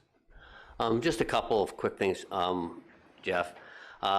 Thank you for the presentation. It's great because I think now we have a better understanding of everything. But of the 103 acres that's been secured for the expansion, what is the thought of what the expansion would include? If you have any idea? So truthfully, at this point in time, there is no thought, nor design, or anything in draft to look at what that expansion could look like. We had the opportunity to purchase that land. The landowner approached us, and we acquired that property so that we had adjacent land next to us and gave us another buffer from any, what we call from a noise perspective, receptors, by having that piece. It's also a piece of property that's entirely within that NEF 25 off the runway. And so it's a piece of land that's not suitable for residential development because of the airport and the noise that comes from there. So we saw an opportunity to bring that into inventory, but we've gone no farther in terms of plans. I think that as we look to things like the employment land strategy for Oro-Medonte, we're happy to be part of that discussion with that land. And if that makes sense to be part of the expansion of employment lands, then terrific. But at this time, it's not factored into our specific site plan in the project that we have before us. Okay. And just by the time you think the track and there'll be some actual tenants starting to move in, what would be the timeline on that? So we're looking at the track being operational towards the end of 2025. Yep. Likely the first tenancies that you'll see open for business will be in 2026. And then from that, we'll be working on a 5-year timeline of bringing 100,000 square feet of tenancy buildings into operation each year. And that can be accelerated or decelerated based on the needs or demands of the users. So certain tenancies that may ask to accelerate it might put us to 200,000 in a year and then drop to 50,000 the following year. But in short, we're going to be working on a 5-year timeline, 100,000 square feet per year from 2026 onwards. But the facility will be operational in 2026 moving forward. Okay, perfect. And is there, I guess, is there any way that we can assist you through like Minister Fedeli and stuff like that with programs and potential grants that you are looking to hopefully, tie into or capture in order to help the process further? Absolutely. So I think that looking at the province, they've got the Southwestern Ontario Development Fund, and one of its key mandates is to look at infrastructure in rural locations. It's no secret that while this is a very large industrial site, there's very little servicing available in Oro-Medonte. And I know it's something, given the size and scale of the township, that this council has to balance all the time. But certainly looking to things like the Southwestern Ontario Development Fund as it relates to infrastructure funding, looking to grants as it relates to EV infrastructure. That's an important one to be able to accommodate electric vehicles. We have the power capacity in the form of lines at the road, but we're always more than willing to talk about opportunities that may exist in terms of grants and fundings to be able to add additional capacity to the project and ensure that we get to exactly where we all want to see it, which is a very EV-friendly, low-carbon environment and incubator. Otherwise, we'll be working through with township staff on building permits on the Phase 2 site plan approval. So there will be lots of engagement over the coming year. And I think that's where, with Councillor Young's question, I haven't been here much in the past year, but I know from your prior term, you saw quite a bit of me. I'll be back quite a bit more now. Yeah, no, I want you to know that we're here to support these businesses and opportunities. And this park has such a diverse and wide realm it's covering, which aligns with the global market now. So you know, any way we can assist to help with communication with other levels of government to enhance your development, please reach out to us. Absolutely. Thank you. Okay. Yeah. And I thank you very much. If there's no other questions, thank you very much for taking time out of your, I know it's a very busy schedule, and wish you and your family all the best over the Christmas holidays. I know you've got lots of new activity in your life, so. Yeah, we are expecting our first child, our first son in January. So I don't think there'll be too much focus on Christmas this year. We'll be more focused on crib building, but looking forward to it. Enjoy the full nights of sleep now. So. Thank you. Okay. Well, thank you very much. And Madam Clerk, can we have a motion for this item, please? Moved by Young, seconded by Lavoie. Be it resolved that the deputation information presented by Jeffrey Campbell, Managing Partner, Oro Station, update of the Oro Station Automotive Innovation Park be received. Okay. Call the vote. All in favor? Thank you very much, and thank you, Mr. Thank you. Campbell. Okay, so Madam Clerk, can we deal with 9 and then we'll jump back and pick up? So I just want to see if there's any member of the public that would like anything moved up because of time restrictions. I see none. A lot of heads shaking no. So that's good. We'll move forward. And I'm just going to touch on this now, and then we'll go back to item 5A. Is there anyone registered to speak in open forum today? No, there is not. Okay, thank you. Okay, so we'll whip back to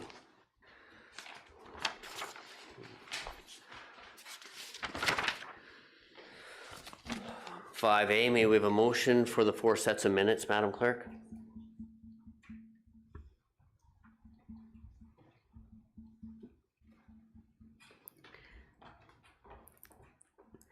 Moved by Lavoie, seconded by Bard. Be it resolved that the draft minutes of the Heritage Committee meeting held on Monday, November 20th, 2023 be received, and that the recommendation therein per motion number HC 231120-4 be adopted, and that the draft minutes of the council meeting held on Wednesday, November 22nd, 2023, minutes of the special council meeting held on Wednesday, November 22nd, 2023, minutes of the special council meeting held on Thursday, November 30th, 2023 be received and adopted as printed and circulated.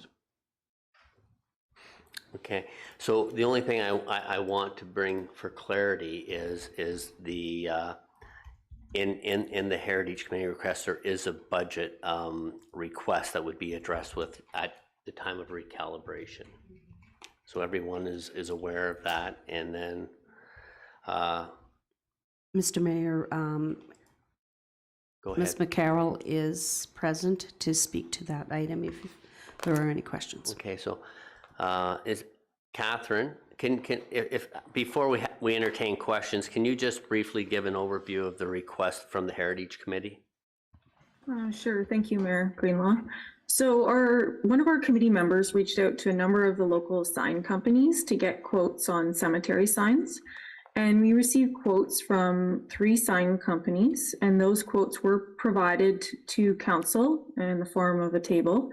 There were quotes for both a 46 by 40 inch sign, which is similar to Lee's Corner Cemetery sign. And there were also quotes for a smaller 20 inch by 30 inch sign, which is similar to the Knox Presbyterian Church sign. So the committee decided to go with the smallest sign and with the company that provided the cheapest quote, with the hopes that they could order all the 4 signs before the year end, just for the simple reason that the prices are supposed to go up 30% on January 1st. So that was their request. I'm available if there are any questions. Thank you. So hearing that, council members, are there any questions regarding the heritage sign support and approval?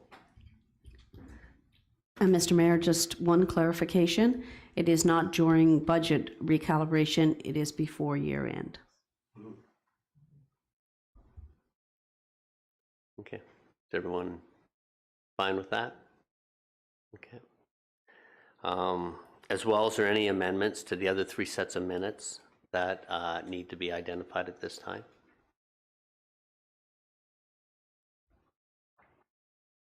Seeing none. The motion's been read. I'll call the vote. All in favor? That is carried. See how easy that was, Madam Clerk? That was really confusing, but it...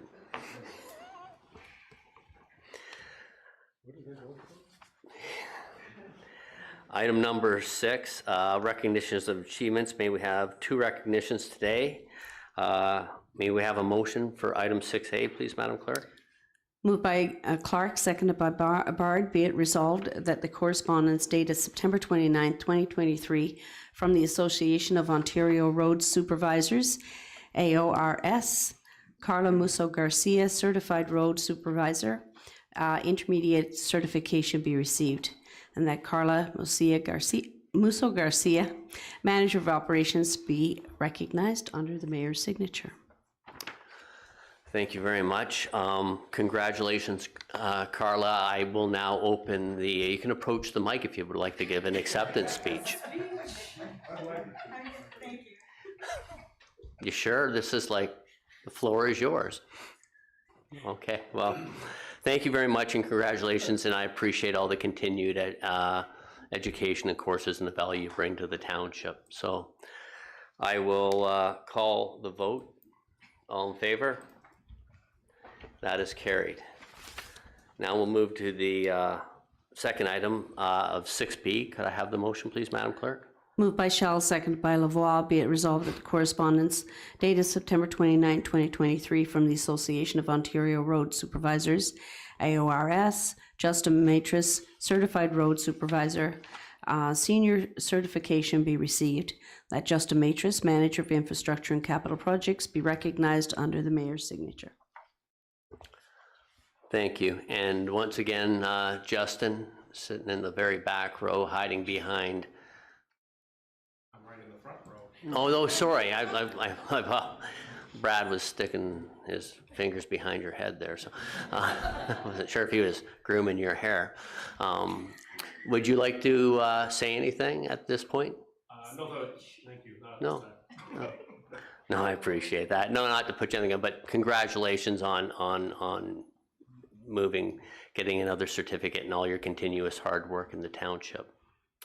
So I'll call the vote. All in favor? That's carried. I'm really appreciative of council that how much they appreciate. They all agree with everything you've done, so that's good news.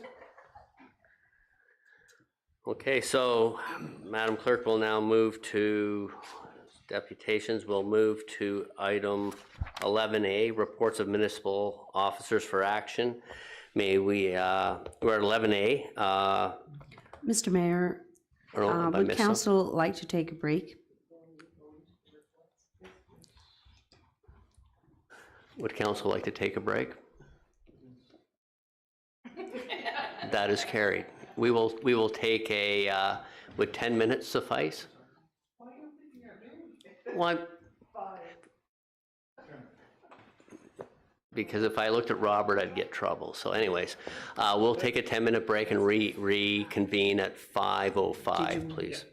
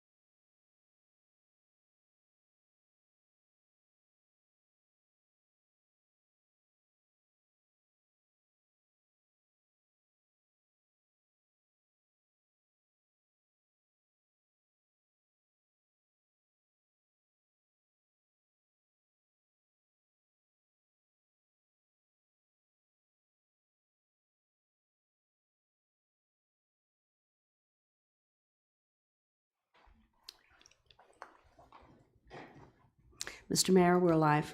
Thank you, Madam Clerk. Welcome back, everyone. We'll move to item 11A. And I understand Richard from Baker & Tilly is available via Zoom to provide a PowerPoint presentation. Richard, welcome, and please proceed when you're ready. Yes. Good afternoon. Good afternoon, sir. Oh, good. You can hear me. Thank you. Yeah, so here this afternoon to do a presentation for the financial results and the audit results for the township for the year ended December 31st, 2022. And in conjunction with the PowerPoint presentation, the draft detailed financial statements are presented as well, but I will just go through the PowerPoint as most people find this presentation easier to follow. So moving forward, within the detailed financial statements, after the management report is the independent auditor's report. So this is our report on the financial statements, and it is the auditor's report is a 2-page document consistent with the prior year.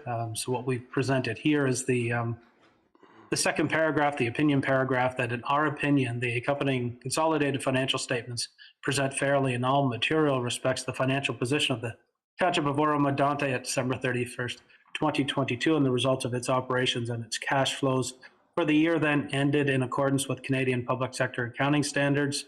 So that is your standard clean, unqualified auditor's reports. Keep in mind, the presentation is based on presenting the numbers in accordance with Canadian public sector accounting standards, which is a reporting format that you do have to follow under the Municipal Act, but it is different than how you budget and set your tax rates. So I'll try to highlight some of those differences as we go through. But yes, it's a standard clean unqualified auditor's report. So now if we move to the next slide, it just gives you an idea of some of the type of things we do as auditors, taking a look and conducting the audit.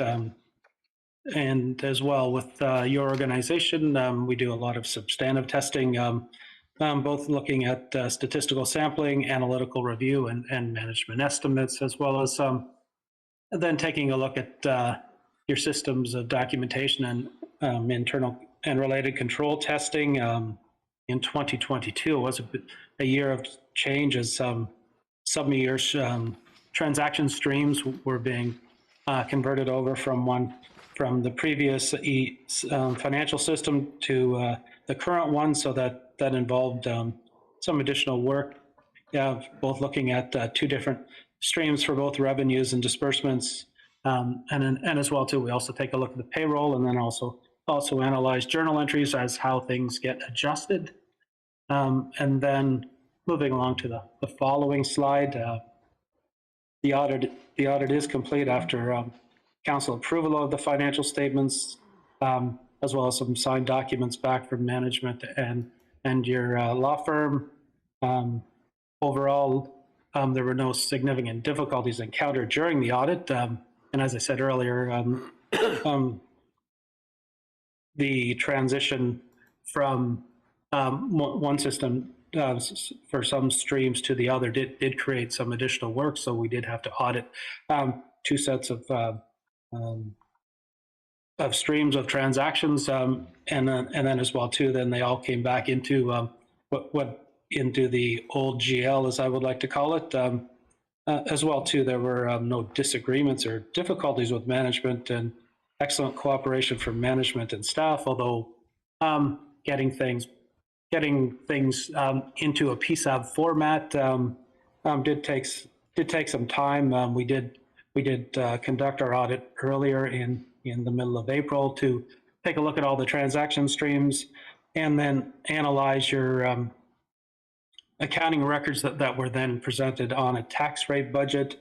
And then because of course that's how you present your budget and your reporting, so that shows things done on a tax rate basis, whereas then to present these financial statements, things do get converted into the public sector format. And the biggest change there is how you treat both tangible capital assets as well as long-term debt and those type of things. So that did take some time to buy your staff to convert all those things, as well as change the ERP system.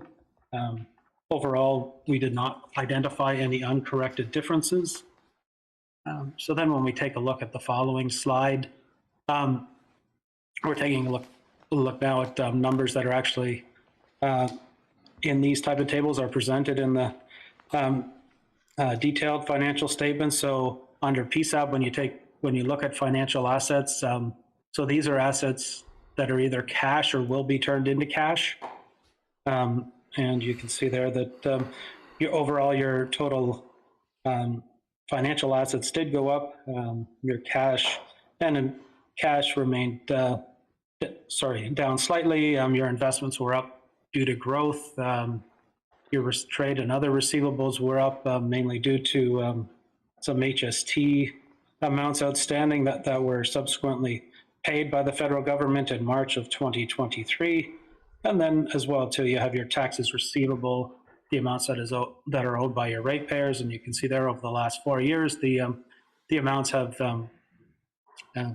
went up and down over the years. Overall, at the end of 2022, as a percentage of your total tax levy in 2022, your taxes receivable were 12.1%, and at the end of 21, they were 10.4%. So that still puts you within what the Ministry of Municipal Affairs calls the medium risk range. Then if you take a look at the following slide, it does just provide that information in a bar chart for the last 4 years. Next, we come to who you owe money to. So these are your financial liabilities. And these are taking a look there, both your long-term debt and your accounts payable are your two largest items. Within your accounts payable, those include your day-to-day liabilities that are outstanding, and those amounts did go up based on some construction projects that you did have in progress at the end of the year. So there were both some accruals and invoices outstanding for that, for both things like the Guthrie Industrial Park, as well as some paving. And in addition to that as well, included in the accounts payable are the amounts owing to the employees for both the payroll accrual and as well too any accrued vacation is all included with those amounts. And then and as well too any amounts that you've received from developers for completing work that needs to be done by them, that you're holding on their behalf. That was about $4.4 million of that total. Next, we come to something that is a little unique in PSAB, that might be different than how you budget. It's deferred revenue obligatory reserve funds. So this represents items such as development charges, parkland fees, and the Canada Community Building Fund, or previously known as the federal gas tax. So these are amounts where you've actually received the cash, but you haven't spent it in accordance with the various agreements, so that they sit here as a liability until you do that. And the majority of your obligatory reserve funds are the development charges you've collected, which is almost about $4.5 million. And then as well too, you still have about $500,000 in your federal gas tax to be utilized, and about almost $900,000 in your parkland to be used in future years, and as well too some building permit fees that were in excess of costs. Next, you have your deferred revenue other, and that represents some provincial grants that can be utilized moving forward. Your long-term debt, you incurred about $1.6 million in new debt and paid down about 1.3. And then your employee future benefits, this represent the retiree benefits that are offered to certain employees of the township, and that was reevaluated in 2022 by an actuary, so that's Those amounts presented there are current. So then in total, you had your total liabilities were up a little over almost $1 million year over year. And then the following slide provides the bar chart of that. Next, we come to your non-financial assets. So these are assets that the municipality owns and holds. Are either the tangible capital assets, which you will utilize to provide services to your ratepayers moving forward, and as well too, you also have some inventories and supplies for both predominantly transportation services in the area of inventories of sand, salt, and fuel. And then as well, you have prepaid expenses. Majority of that is your insurance policy, which runs on a July to June timeframe. So these are items that that although they're assets, you don't normally turn them into cash. So that's why they're shown as non-financial. And then what is left over from a PSAB format is your accumulated surplus of $109 million. And we'll take a look at that a little later on. Next, we come to the slide that shows your consolidated statement of operations. So then this is done, both the revenues and expenses are presented in a PSAB format. And you can see there that the budgeted PSAB surplus was 8.6. It came in at 8.4. And then when you take that with your opening accumulated surplus in the actual column does give you the 109 million, as we saw on the previous page. Then the important thing to look down below is the reconciliation items. So then as a result of comparing the PSAB reporting format to your taxation reporting format and how you set your tax rates, of course, you're not budgeting for a surplus or deficit. So you can see there the majority of the, or some of the difference does relate to your capital assets. So then the expenses presented do include amortization. So then this number then, this reconciliation takes that out, but does include the purchase of tangible capital assets. And then as well too, it reflects any type of gains or losses or proceeds on the sale of some tangible capital assets. And overall, you expected in the budget to sell a fire hall or two, and that did not transpire in 2022. And then as well too, transfers to and from reserves and long-term debt issuance and principal repayments are not considered an expense for PSAB, but you do have to raise them through your tax rates or user rates so you can pay them. So that is another reconciling item. And then as well too, the actuals are presented. And the variance between the purchase of tangible capital assets, actuals to budgets, as we move forward, we'll see will have an impact on some of the reported revenues too. And then on the following slide, it just gives you an idea of your $109 million in accumulated surplus, the components. You can see there the blue bar represents the net book value of your capital assets compared to your total accumulated surplus, and ideally, what you have always in the 4 years here presented, you want the orange bar to be higher than the blue bar, which means you have more equity and than just your capital. Next, we come along to a slide there just to show you revenues, expenses, and annual surplus over the last 4 years. And as you're adding capital, you should expect to see that the gray bar, the annual surplus, to be above the line in years where you do not have a lot of capital revenue, such as development charges and the Canada Community Building Fund or capital grants from senior levels of government. Then your revenues would be down, but of course the amortization on the assets that those revenues were designed for would still be there. So it could be dipping below the line into a PSAB deficit. So, but that's just an aside for now, as it hasn't happened over the last 4 years. Next, we move along to just the detailed information on On the revenues, you can see there overall total revenues were budgeted at about almost 42 million, came in at 37 million. A lot of that variance is tied into both the developer contribution earned and that developer contributions earned. So that's the use of your development charges for capital purposes.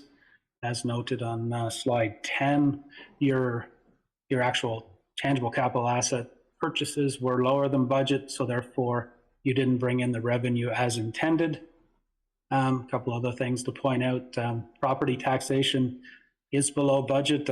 Unfortunately, this year, your supplementaries taxation was lower than the budget, and conversely, your tax write-offs were higher, creating that $500,000 difference. And that will vary each year depending on when supplementaries get processed and when write-offs are approved, or when after your staff analyzes who owes you, which ratepayers owe you money and which ones then are deemed uncollectible. I think if you take a look back, although not presented here, that number did go significantly the other way, that net amount back in 2020. User charges, that majority of that does relate to your water billings, over half of that number. And as well too, within there are items such as licenses and permits, so about $1.3 million, and recreation fees and all other fees within that are charged by the municipality. And then as well too, a couple other items, investment income, of course, with the increasing rates, you're able to earn some more investment income. Donations, you received a specific donation during the year for some fire equipment that although you received the donation, it was subsequently transferred to reserves, so you can draw it from the reserves when you do acquire that equipment. And then as well too, you did utilize both your development charges and parkland and Canada Community Building Fund for predominantly capital items during the year, so that covered a number of items throughout the year. They'll be highlighted a little later in the capital additions. The following slide provides you just a breakdown of your revenues on a pie chart basis, and that is consistent with a lot of municipalities, with property taxation being the largest slice of the pie. Next, we come to where your money went to on the expense side. So keep in mind when we take a look at this, this includes what is considered to be operational expenses. So it does include both your day-to-day costs of running the municipality, but as well too, it includes amortization, but it does not include any capital additions. Overall, you can see there that consistent with your revenues, your expenses were lower than budget. Overall, a number of things. Similarly, on the capital side, some projects that were just budgeted in, let's say, for the ERP system did not occur as it was presented in the budget, resulting in some lower than actuals for the general government, both within protection services, which includes fire and policing, and building department. It's just some staffing amounts in the staffing areas for both fire and building being below budget. And similarly in transportation services, some payroll, HR related costs there being lower. Environmental services, the one item that is higher than budget, and that's just related to amortization over the years. And with some more recent additions, the amortization was about $300,000 higher than budgeted, creating most of that difference in Parks and Recreation and Planning and Development, just lower than budgeted, and resulting in the $30,800,000 in expenses. And then the following slide gives you the similar picture of that, being transportation and protection services being the two largest pieces of the pie there, which is fairly consistent. Next, we come to then just a different look at what type of expenses are included in the $30.8 million. And you can see there are some variances as a result of just some staffing differences, and it being the major difference in your salaries and benefits line, and as well too materials not being as high as budgeted, and that's where certain things like the difference in the ERP system would come into effect there. And external transfers represents amounts you transfer to others, conservation authorities being one of them, and you can see there the amortization is higher than the budgeted amount. And then as well too, there was just a loss on the disposal of some assets. And then the following slide presents the numbers also in a pie chart. And of course, your municipality, like most of the others, since you provide services, and that's mostly done with individuals, salaries and benefits are the largest piece of that pie, so that is consistent. So that is, as I said, consistent with other municipalities. Then we come along to slide 19, which does provide you an idea of the breakdown of that $109 million in accumulated surplus. And you can see there that overall within the surplus deficit area, the amount you have invested in capital assets is the largest component of your accumulated surplus. And that's the net book value, the original cost of all your assets less your depreciation, less what any debt you have associated with this, and as well too whatever unfinanced capital or unexpended financing you may have.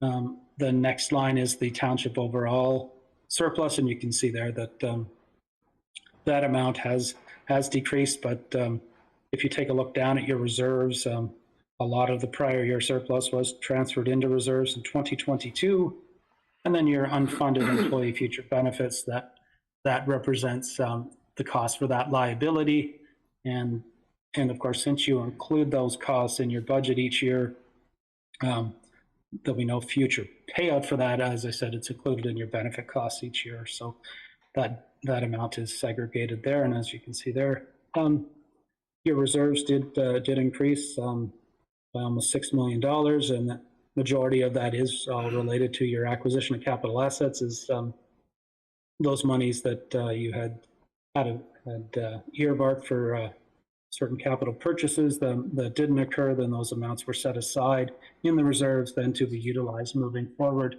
when you do incur those costs for those capital costs moving forward.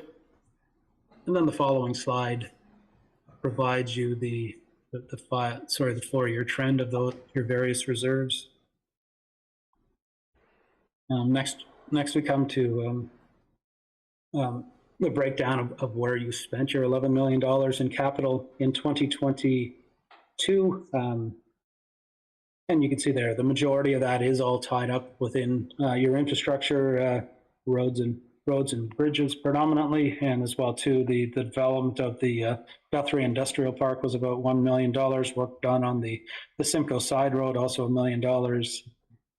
And then as well do some work done on the Steeles Line Bridge, about $1.4 million. So there was a lot of work completed in the year that goes into that almost $8.6 million.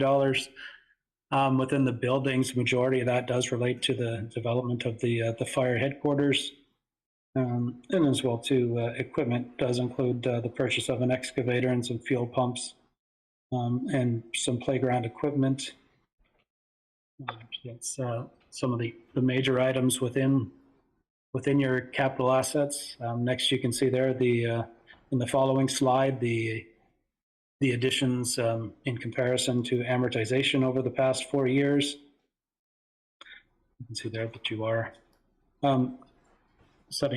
incurring more capital costs than what the amortization is. The next slide just gives you an average useful life of the various assets. presented here. And of course, too, the tangible capital assets are presented in a format, are presented based on historical costs, so what it cost you to acquire that asset. So keep in mind that the net book value of your tangible capital assets does not have any correlation to what it would cost to replace those. So just keep that in mind. Or when we're taking a look at these bars, if you have a recent large addition, like in buildings for what we saw in the headquarters for the fire services there, then those newer costs, of course, are higher than what might have cost to build the original one or previous buildings. And then next you will see there the net financial assets, the trend over the last 4 years. You can see there that starting in 2019, you were able to then increase your net financial assets over the last 4 years, so that you do remain in the black. And it's just a function too of converting your amounts into equity, either into surplus or reserves, so that you can utilize those amounts moving forward, and then work all that in conjunction with your available sources of funding, with your development charges and your Canada Community Building Fund and your parkland, and all of that combined to execute then your future long-term capital plan, so that you can continue to replenish your tangible capital asset stock moving forward. This is a summary of the presentation, hopefully. Thank you very much, Richard. Members of council, I'll open the floor for any questions or discussions at this point. Councillor Clark. Thank you, Mr. Mayor. Through you to Richard. Appreciate the presentation there. I've got a few questions, if that's okay, Mr. Mayor. Yes, please continue until you're finished. The first one, Richard, is can you maybe describe for us the nature of any corrected financial misstatements that we have? You said there was no uncorrected, which is a good sign. Management was in agreement with your suggestions. Was there any or what was the nature of the corrected financial statements or misstatements? I guess. 1 second here, and we'll call that up.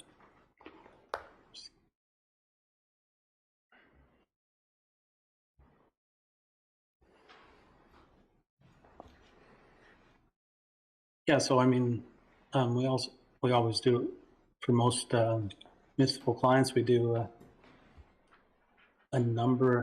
we might do a number of adjustments, so just some difficulty just finding that document right at the moment. Sorry, too many screens open. So things like some of the journal entries we did were just to adjustments for recording the long-term debt. There was an adjustment needed just to correct some opening numbers in relation to the equity and tangible capital assets, and so it was just an allocation between the general surplus deficit and the equity and the tangible capital assets, or if you put it more into a commercial term, it's just a reallocation of the retained earnings. As well, too, we also adjusted the employee future benefits based on the actuarial result. There was some accrued interest that needed to be recorded on some of the investments. Some minor adjustments for tile drainage loans, as well, too. Just some adjustments for recording of disposals of tangible capital assets, and as well, too, some reallocation entries needed just to treat some of the additions, or some of the changes in the reserves, just to make the financial statements work, and so that they're not changing the year-end amounts. It's just changing how those amounts got adjusted through the revenue and expense accounts. So that would be a summary of some of the adjustments. Fantastic, thank you, Richard. They sound fairly standardized adjustments that an auditor might make. That's right, yes, yeah. Could you provide some detail or maybe some further detail? You did mention it a little bit. It's December, and we're getting information that's as of December of last year. Can you maybe walk us through kind of, what the steps in that delay were and how we as a township can improve that so that we can get, these financials reported to council and to the public in a more timely fashion? Yeah, I can run through some things maybe on my side. I think this was our third year of completing it, our office of completing the township audit, and over those 3 years, there was always a goal of changing the ERP system. Unfortunately, with the pandemic and as well too some changes in staff over that time period. The previous system, it did take some time to move certain aspects of the system from the new system to the old system, and what the changing staff. And I think too now though, moving forward, you're now like we audit 38 municipalities in our office, and the fact that you're moving to a more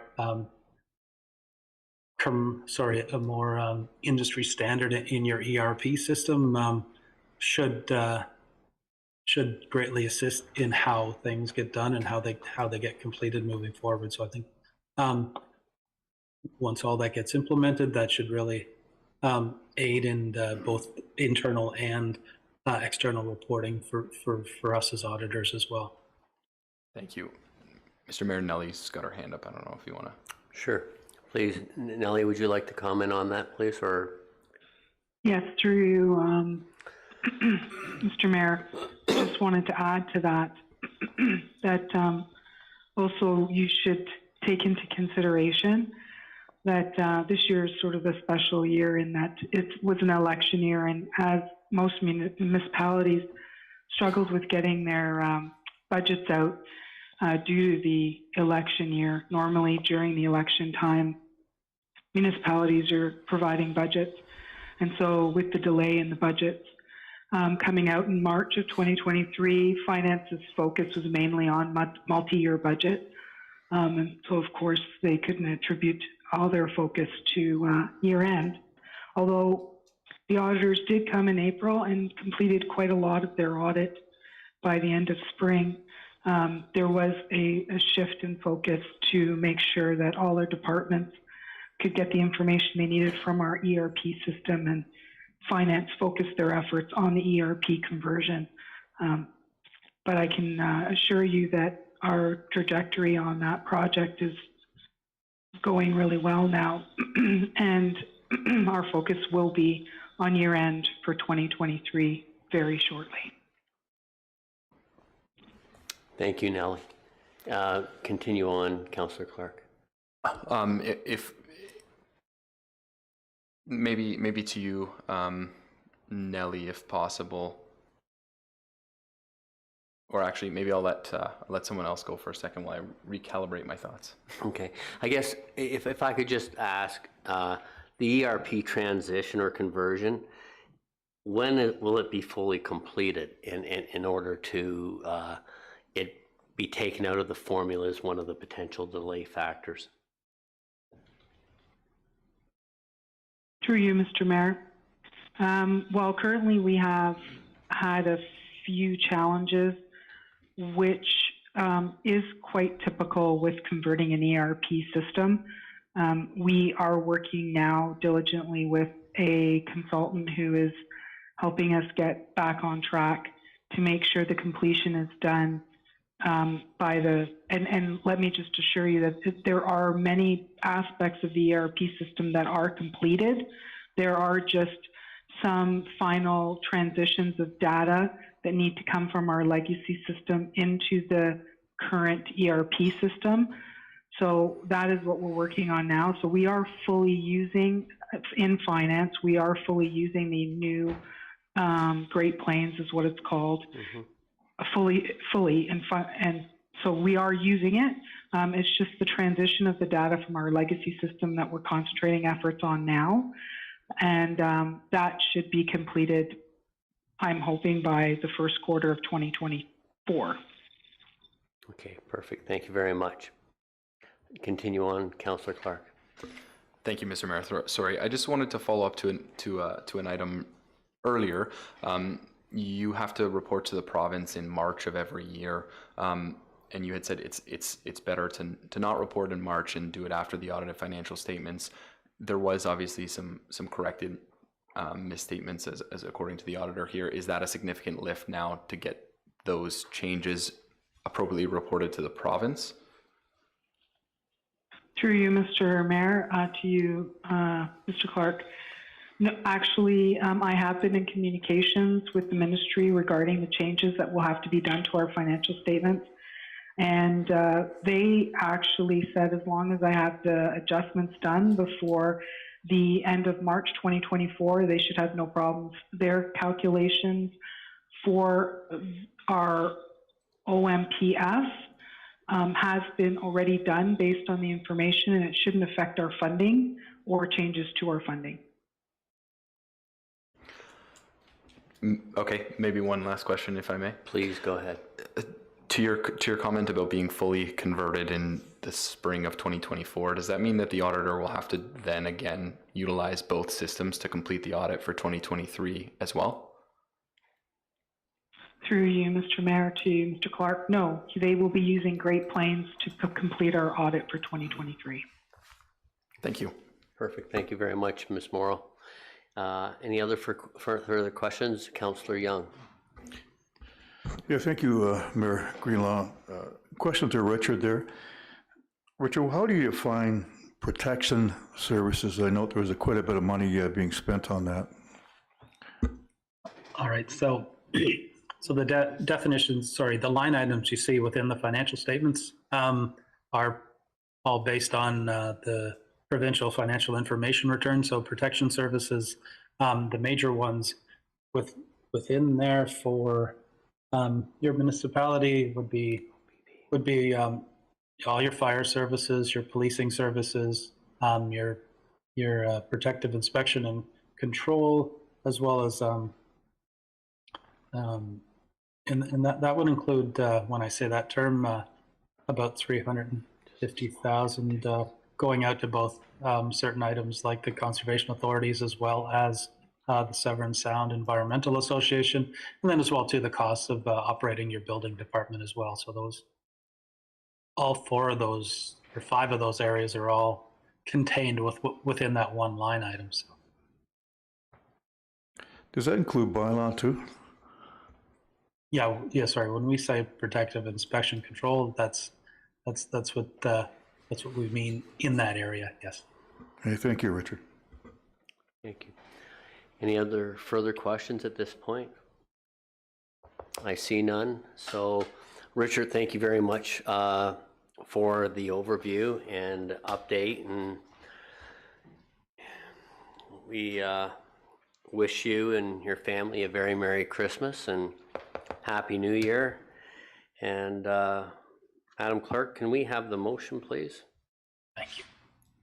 Moved by Bard, seconded by Clark. Be it resolved that FI 2023-10, Nellie Morrow, Director, Finance, Chief Financial Officer, and Richard Stiegna, Baker Tilly LLP, re 2022 draft consolidated financial statements be received and adopted. That Council approve the draft consolidated financial statements of the Corporation of the Township of Oro-Medonte for the fiscal year ended December 31st, 2022. That staff proceed to publish the final audited consolidated financial statements for the fiscal year ended December 31st, 2022 upon receiving the independent auditor's report. Thank you, Madam Clerk. I'll call the vote. All in favor? And that is carried. Now we'll go to item, and Richard, thank you very much for your time, and all the best in the new year. Thank you. Yes, same to you and all of council, yes. Okay, so we'll now move to item, 11B. May we have a motion for 11B, Madam Clerk? Moved by Hutchison, seconded by Young. Be it resolved that CS 2023-29, Nellie Morrow, Director of Finance, Chief Financial Officer, proposed amendment to fees and charges bylaw be received and adopted. That council support the charges, the changes recommended in CS 2023-29, and that staff bring forward the appropriate bylaw amendment for council's consideration. Thank you, Madam Clerk. Council, I'll open the floor for discussion if there are any questions or comments. Councillor Hutchison. Thank you, Mayor Greenlaw. Through you to Nellie, who obviously doesn't sound, is she on the phone? Okay, sorry. She doesn't sound, I'm here. Okay. You don't sound very well, Nellie. I hope you're okay. Working on it. Atta girl. I have a number of questions. We received Schedule A, D, and E. G, I, and J. Will there be other schedules coming forward to us? Through you, Mr. Mayor, those schedules were provided to show you the schedules that will change. All other schedules will not change, but will be provided along with the bylaw when that comes forward. Okay, thank you.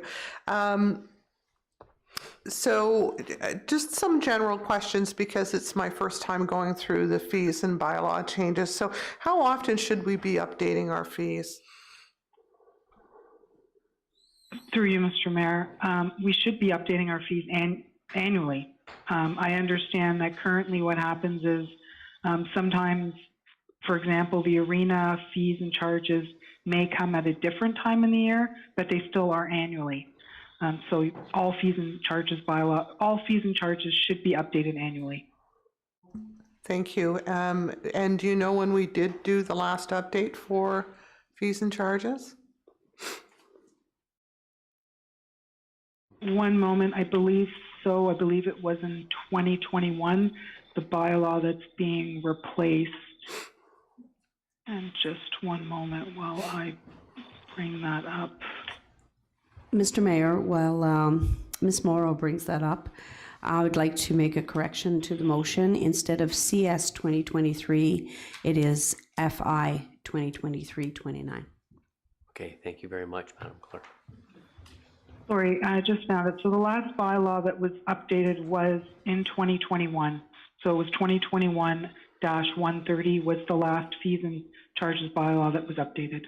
Okay, thank you for that. And I guess in looking at these fees, are some of these fees mandated? So in other words, under planning, for example, are there specific fees that were mandated that we can only charge a certain amount, or do we have some leeway on some of these fees? My understanding, and I'm sure the planning department would be able to add something to that if anyone's on the call, but my understanding is for planning and building, they are looking to do a more comprehensive fees and charges review in the coming year, and actually looking to get someone to do a comprehensive look at other neighboring municipalities to make sure that we're in line with the fees and charges that we should be implementing here at the township.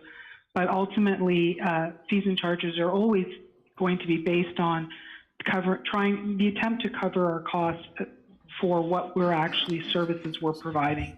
But of course, we have to look at the services and the extent of those services that our township in comparison to others.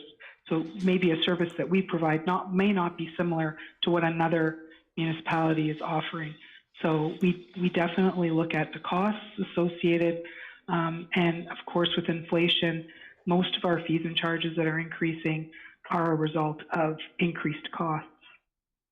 Great, and thank you, Nellie. In that response, you answered some of my further questions, which was, I would assume we're looking at trying to ensure cost recovery with the fees and charges. And I did do a bit of a deep dive into things, and I just, I noticed that a number of them have not changed, even though these fees and bylaws have been, fees and charges have been in place since 2021. And something as simple as, and maybe somebody can help me understand this, but we've got maps and oversized documents and photocopying. Now, these are small fees, but I would think that the cost of this would have gone up over the last couple of years, yet it's not reflected here in this recommendation. Through you, Mr. Mayor, the fees and charges bylaw, the process in updating this really comes back down to the people who are administering those costs. So something like what you just suggested would have been something that I would have followed up with. For example, Harold and IT might have more information on what is actually costing the township per page and what we should be charging. It's also based on usage. How often are we doing something? How often are we actually providing that service? We also look at what other municipalities are charging for the same service in the neighboring area. So I believe it's really looking at what is we don't want to be the top. We don't want to be charging more than other municipalities are charging. We also don't want to be overcharging our residences for things that there's not a premium on us to provide. I hope I'm explaining that. Yeah, absolutely. I totally appreciate there's this balance between comparable municipalities, for example, for parks and recreation, arena use fees, that type of thing. But at the same time, I think, I'm trying to figure out how do we strike a balance between escalating costs. We're in very inflationary times right now. And we still, at the end of the day, have the cost. So it's either the user's going to pay for it or it's going to become a burden on the taxpayer. So I just don't know where you strike that balance between, really effectively looking at amending the fees and charges versus just kind of going with flow, and then we have to catch up in another way, which is taxation. So that's sort of where I'm going with this.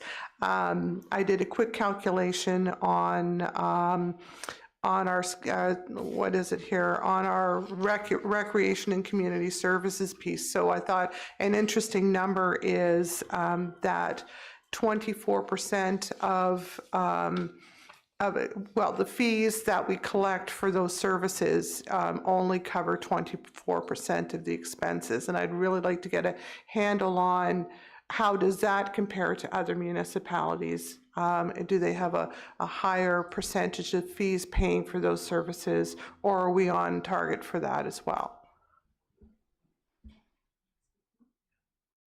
Through you, Mr. Mayor, I have actually reached out to Sean, and I wanted to have a sort of a deeper conversation with him about those specific charges, seeing as that's his main department and the expert in that area. So if you wouldn't mind, Lori, I'd like to circle back with you and let you know more about that once I've had a time to review that with Sean. Yeah, absolutely. Thank you. I think that's all my questions. Thank you, Nellie. Any other questions from members of council this time? Councillor Schell. Yes, thank you, Mayor Greenlaw. Through you to Nellie. Just to continue with that a little bit, when you're charging for to recover your costs, are you including in that the cost of upkeep, maintenance, and retrofitting down the road on, I'm going to talk about municipal services? Through you, Mr. Mayor. Well, it certainly is very dependent on what fee and charge you're actually specifically dealing with. Like I said, I know the planning and building department, when they were reviewing their fees and charges, felt it requires more comprehensive and perhaps a professional to help them determine what those fees should be, similar to the water rates. Sometimes it can be, we need more expertise advice on the fees that we should be charging. Of course, they use our costs. We provide them our costs to use as a guide to understand what it is we should be charging reasonably to our taxpayers, so there isn't a burden on the taxpayer. But not every service can be fully funded by user fees. Many of our services aren't 100% funded by user fees. Thank you. Thank you, Nellie, and I agree, and I appreciate the comments from our members of council. I think it's important we understand. This is a much more complex issue but it is important where we can implement full cost recovery without just pushing it onto the main bucket of the taxpayer. I think that is important, but it'll take time. But I think, we will all strive, collaboratively together to understand things better and see where we can tighten and bring those efficiencies in line. So thank you very much, Ms. Morrow. I hope you feel much, much better. And I appreciate you taking time to attend and answer questions. Is there any questions from the senior staff members and the CAO at this time? Mr. Mayor, I'd just like to make one comment if I could. It was a focused desire from staff to bring forward a comprehensive package of changes for the fees and charges bylaw. As Ms. Morrow indicated, we have brought reports before council in the past and have amendments to individual schedules. It was a desire to be able to do this en masse. Ergo the schedules where there are changes, and that's number one. Number two, pardon me, pending the direction of council today, staff will then be in a position as we prepare the reconciliation for 2024, knowing when we bring forward the eventual fees and charges bylaws, what that revenue stream will look like. That will be folded in to the 2024 budget reconciliation cycle. That was all, Mr. Mayor, unless my colleagues have something else to add. No, well, thank you very much for your comments, CAO Dunn. If there's no further questions, the motion has been read, so I'll call the vote. All in favor? And that is carried. Madam Clerk, may we have a motion for 11C? And Ms. Morrow, thank you very much, and I hope you do feel better. Moved by Lavoie, seconded by Clark. Be it resolved that OCS 2023-23, Brad Robinson, Coordinator of Infrastructure and Capital Projects, Ontario Federation Snowmobile Clubs Memorandum of Understanding renewal be received and adopted.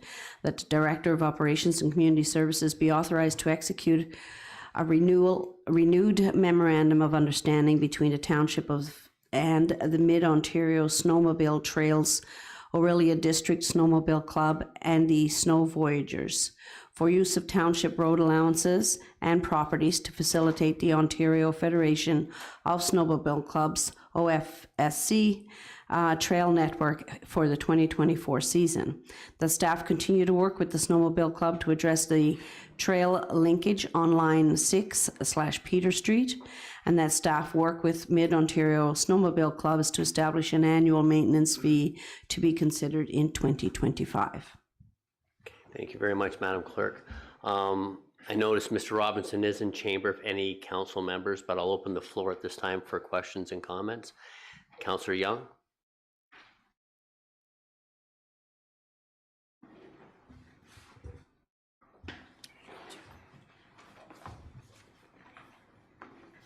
Yeah, Mr. Robinson, just a couple of questions for you on this, having read your report and the memorandum of understanding.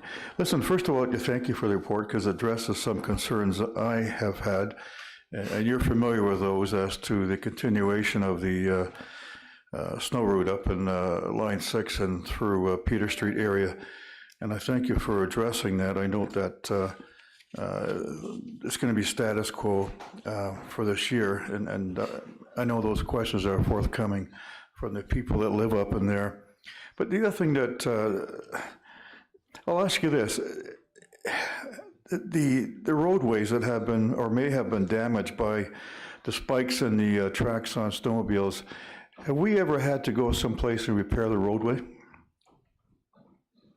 Through your worship to Councillor Young, yes, we have in the past to do some minor patching work. We did have some issues. The Snowmobile Club out of Aurelia did buy a new groomer last season, and it had studded tracks.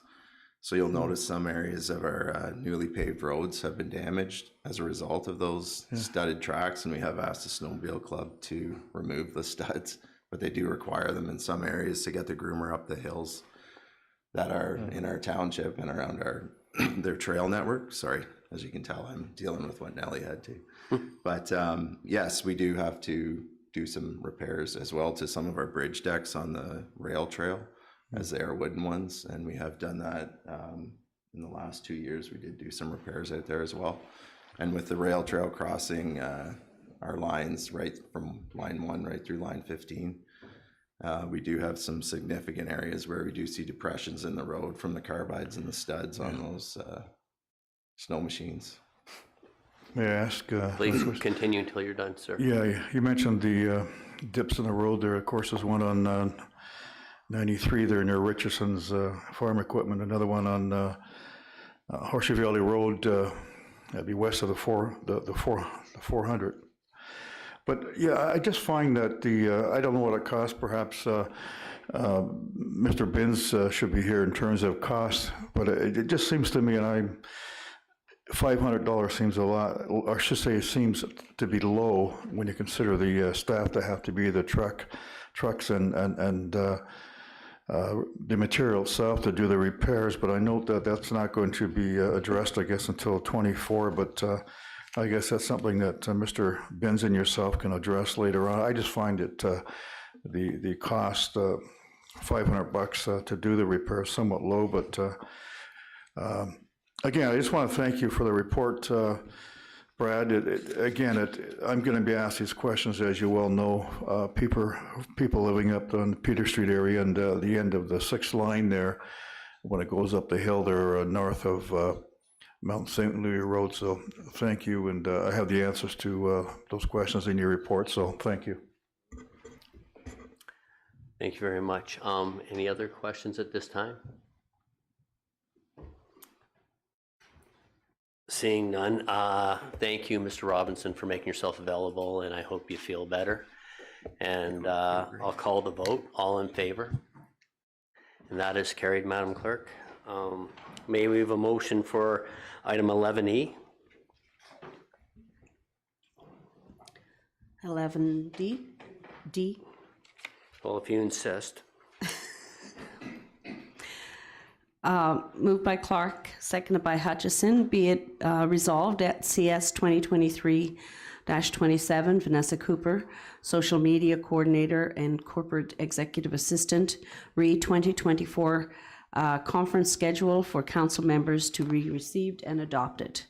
And Mr. Mayor, we do have a number of blank spaces here for the conferences coming up. So if you'd like me to call them one at a time, yes.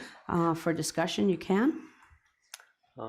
Yeah. Or how would you? I guess I'm going to ask, and I don't. This is for who is going to attend what conference. Mm-hmm. Is everyone willing to identify what conferences that they are going to attend this year tonight? And if not, then the only thing I would say is, if not, then we need to get it in for the special council next Thursday. Is it Thursday, the special council next week? CAO done, please. Mr. Mayor, if the resolution was endorsed with blank, and individual councilors by the end of the week were able to provide an update to Ms. Cooper, she could then populate that, Ms. Aubuchon. I think that would suffice for you, I think. I'm just wondering, Yvonne, if it will. Sure. So, Mr. Mayor, if it could, without having to bring it back to a special, just if members of council could review their schedules, their plans, and let Ms. Cooper know by the end of the day on Friday. No, that's a great suggestion. Is everybody comfortable with that? So, Mr. Mayor, I'll read the full motion now. Yes, moved by Clark, seconded by Hutchison. Be it resolved at CS 2023-27, Vanessa Cooper, Social Media Coordinator, Corporate Executive Assistant, re 2024, conference schedule for council members be received and adopted. That blank be authorized to attend Roma, Rural Ontario Municipal Association Conference, Toronto, on January 21st, January 23rd, 2024. That blank be authorized to attend OGRA, Ontario Good Roads Association Conference, Toronto, Ontario, April 21st, 24th, 2024. That blank be authorized to attend OSM, Ontario Small Urban Municipalities, Orillia, Ontario, April 30th to May 2nd, 2024. That blank be authorized to attend AMO, Association of Municipalities of Ontario, Ottawa, on August 18th to 21st, 2024. That blank be authorized to attend Federation of Canadian Municipalities, Calgary, Alberta, June 6th, June 9th, 2024. That social media coordinator, corporate executive assistant, make the necessary arrangements accordingly. Thank you very much. Everyone's heard the motion. I'll call the vote. All in favor? That is passed. And I just want to advise my colleagues there is no penalty for getting back to Ms. Cooper tomorrow instead of Friday. Okay, Madam Clerk, may we have a motion for 11E, please? Oh, sorry. That's okay. Moved by Shell, seconded by Lavoie, be it resolved that CS 2023-30, Yvonne Aubuchon, Clerk, proposed amendment to Bylaw 2022-051, being a bylaw to constitute an appointed Development Services Committee, be received and adopted. That staff bring forward the amending bylaw for Council's consideration. Thank you, members. Floor is open for discussion or comments. Any comments on this item? Seeing none, I'll call the vote. All in favor? And that is carried. May we have a motion for 11F, Madam Clerk? Moved by Bard, seconded by Hutchison. Be it resolved that OCS 2023-31, Yvonne Aubuchon, Clerk, sale and disposition of decommissioned fire halls be received and adopted. That Council directs staff to proceed with a request for quotation to determine a licensed real estate agent or brokerage firm to list the lands, properties outlined in CS 2023-31, and that staff report back to Council upon completion of the request for quotation process. Thank you, Madam Clerk. Floor is open for discussions, comments, or questions. Are there any? Seeing none, all in favor? And that is carried, Madam Clerk. Reports of municipal officers for information only. There's none. Reports of council members. Are there any updates from members of council regarding the representatives of our partners or agencies? Councillor Hutchison. Thank you, Mayor Greenlaw. SSEA, I attended yesterday. They were invited to do a deputation at the Tay Township Special Council meeting yesterday. And I did send a deck presentation to everybody from council earlier today for you to review. It was a comprehensive review of services and financial history of the SSCA. And as a board, we've recently completed our strategic plan. The presentation yesterday was really to review the services, stewardship, and financial history of the association. And like all providers, costs are escalating, and the SSCA is working on a comprehensive communication strategy with partner municipalities so everyone can have a better understanding of what I would call the blended value of SSCA is. In other words, you know, for the money that we support them with, what value do we receive back as a municipality? So they did do an excellent presentation yesterday, and I look forward to perhaps them being able to provide one for us here in Oro-Medonte soon. Thank you.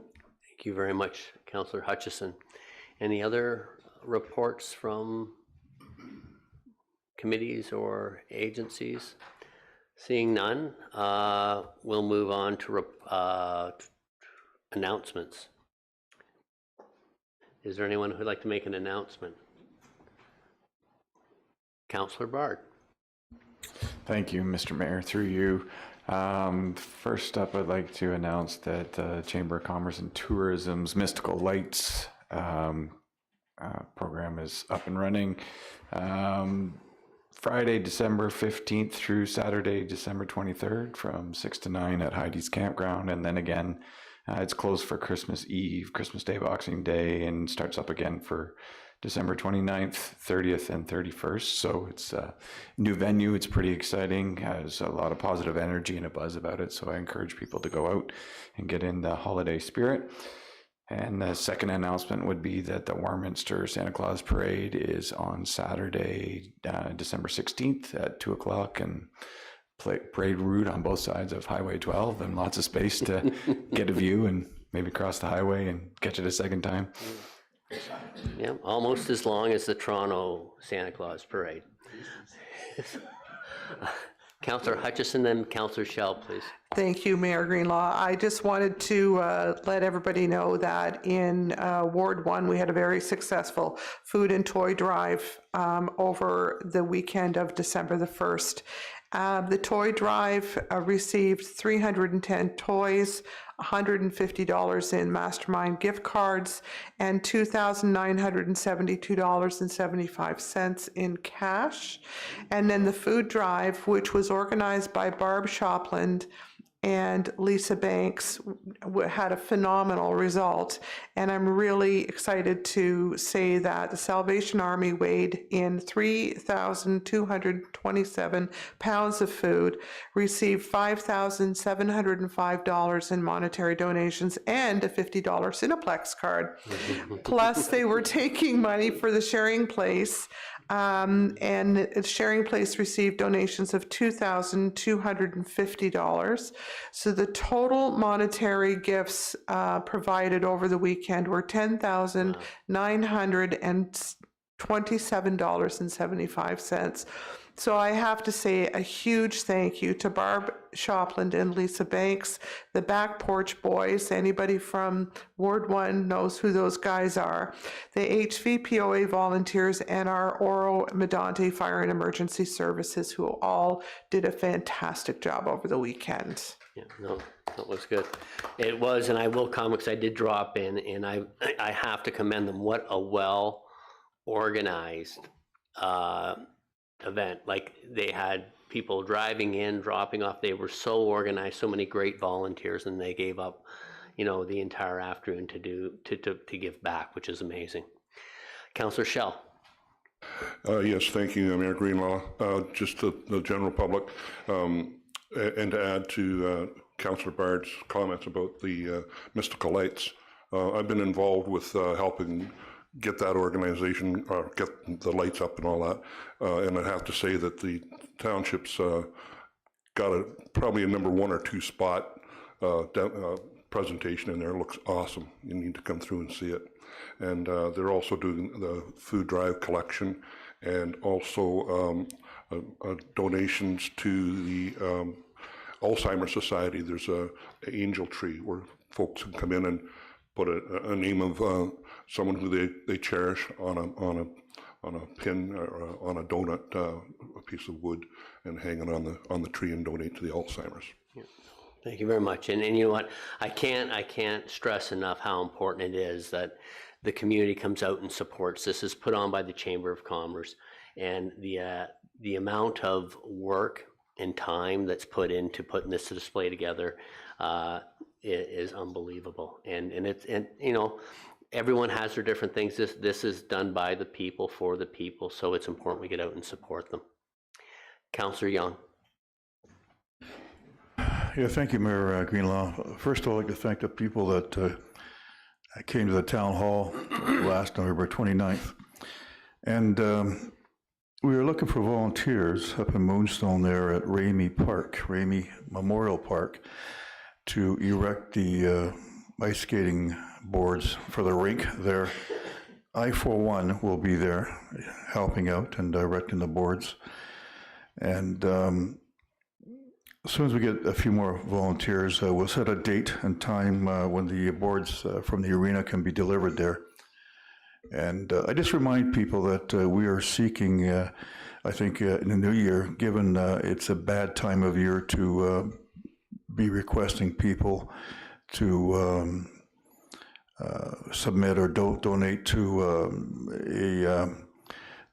to obtain an AED, which is a defibrillator, for either Ramey Memorial Park or in front of the school there. But perhaps in the new year that we can seriously commence a campaign to obtain the funds to get an AED, but we'll deal with that later, or at least I'll speak to it more on the website there. But right now, we'd like to get a few more volunteers for the erecting the boards at the skating rink, okay? And you can contact the Parks and Rec committee up there if you're considering volunteering to help wreck the boards. Thank you. Thank you, Councillor Young. Is there any further announcements? I've got a couple I would like to make. Once, I'd like to commend all my colleagues for making themselves available for the town halls that we've had throughout the township. A lot of other mayors think we're on a bit of a suicide mission, putting ourselves out there, but that is what we're here to do, is to engage the public and listen. The number one thing that as a good council, which I believe we are, is that we listen and make ourselves available to the public. Not all the questions are going to be the answers they want, but at the end of the day, it's important that we maintain that communication. And then the second, I kind of not to say the best because they've all been great announcements, but I'd like to announce that we finally found, and delayed gratification sometimes pays off. We have a new director of commercial development, Mr. Brent Spagnell, who is, fortunately for us, he accepted the position, and unfortunately it came at the loss to a neighboring and good neighboring township, but hey, sometimes we end up on the right end of the stick. So I want to thank Brent for coming here tonight and welcome to the team, and we really look forward to, I know, all the great things you're going to bring to this township. So if there's no other announcements, Deputy Mayor Lavoie, you have no announcements? No? Quiet. Glad you have things under control. Madam Clerk, can we have a motion for the consent agenda, please? Is there anything first, does anyone want anything pulled from the consent agenda since at this time, or can we pass it all as one? Seeing no one, can we have the motion for the consent agenda? Moved by Young, seconded by Shell. Be it resolved that the staff recommendations with respect to the items listed under consent agenda correspondence be adopted as printed. All in favor? And that is carried. There's no communications or petitions, no notice of motions. May we have a motion for the draft bylaw under item 18, please, Madam Clerk? Moved by Lavoie, seconded by Bard. Be it resolved that bylaw number 2023-100, being a bylaw, bylaw 2023-100, a bylaw to amend bylaw 2022-051, bylaw to constitute and appoint a development services committee, be read a first, second, and third time passed, be engrossed by the clerk, signed and sealed by the mayor. Any questions or comments regarding this bylaw? Seeing none, I'll call the vote. All in favor? That is carried. And may we have a confirmation bylaw, Madam Clerk? Moved by Hutchison, seconded by Young. Be it resolved that bylaw number 2023-102, being a bylaw to confirm the proceedings of the Council of meeting held on Wednesday, December 13th, 2023, be read a first, second, third time, passed, being engrossed by the clerk, signed and sealed by the mayor. All in favor? That is carried. And may we have a motion to adjourn, please? Moved by Clark, seconded by Shell. Be it resolved that we do now adjourn at 6:22 p.m. All in favor? And that is carried. Thank you very much, everybody, and have yourself a great week.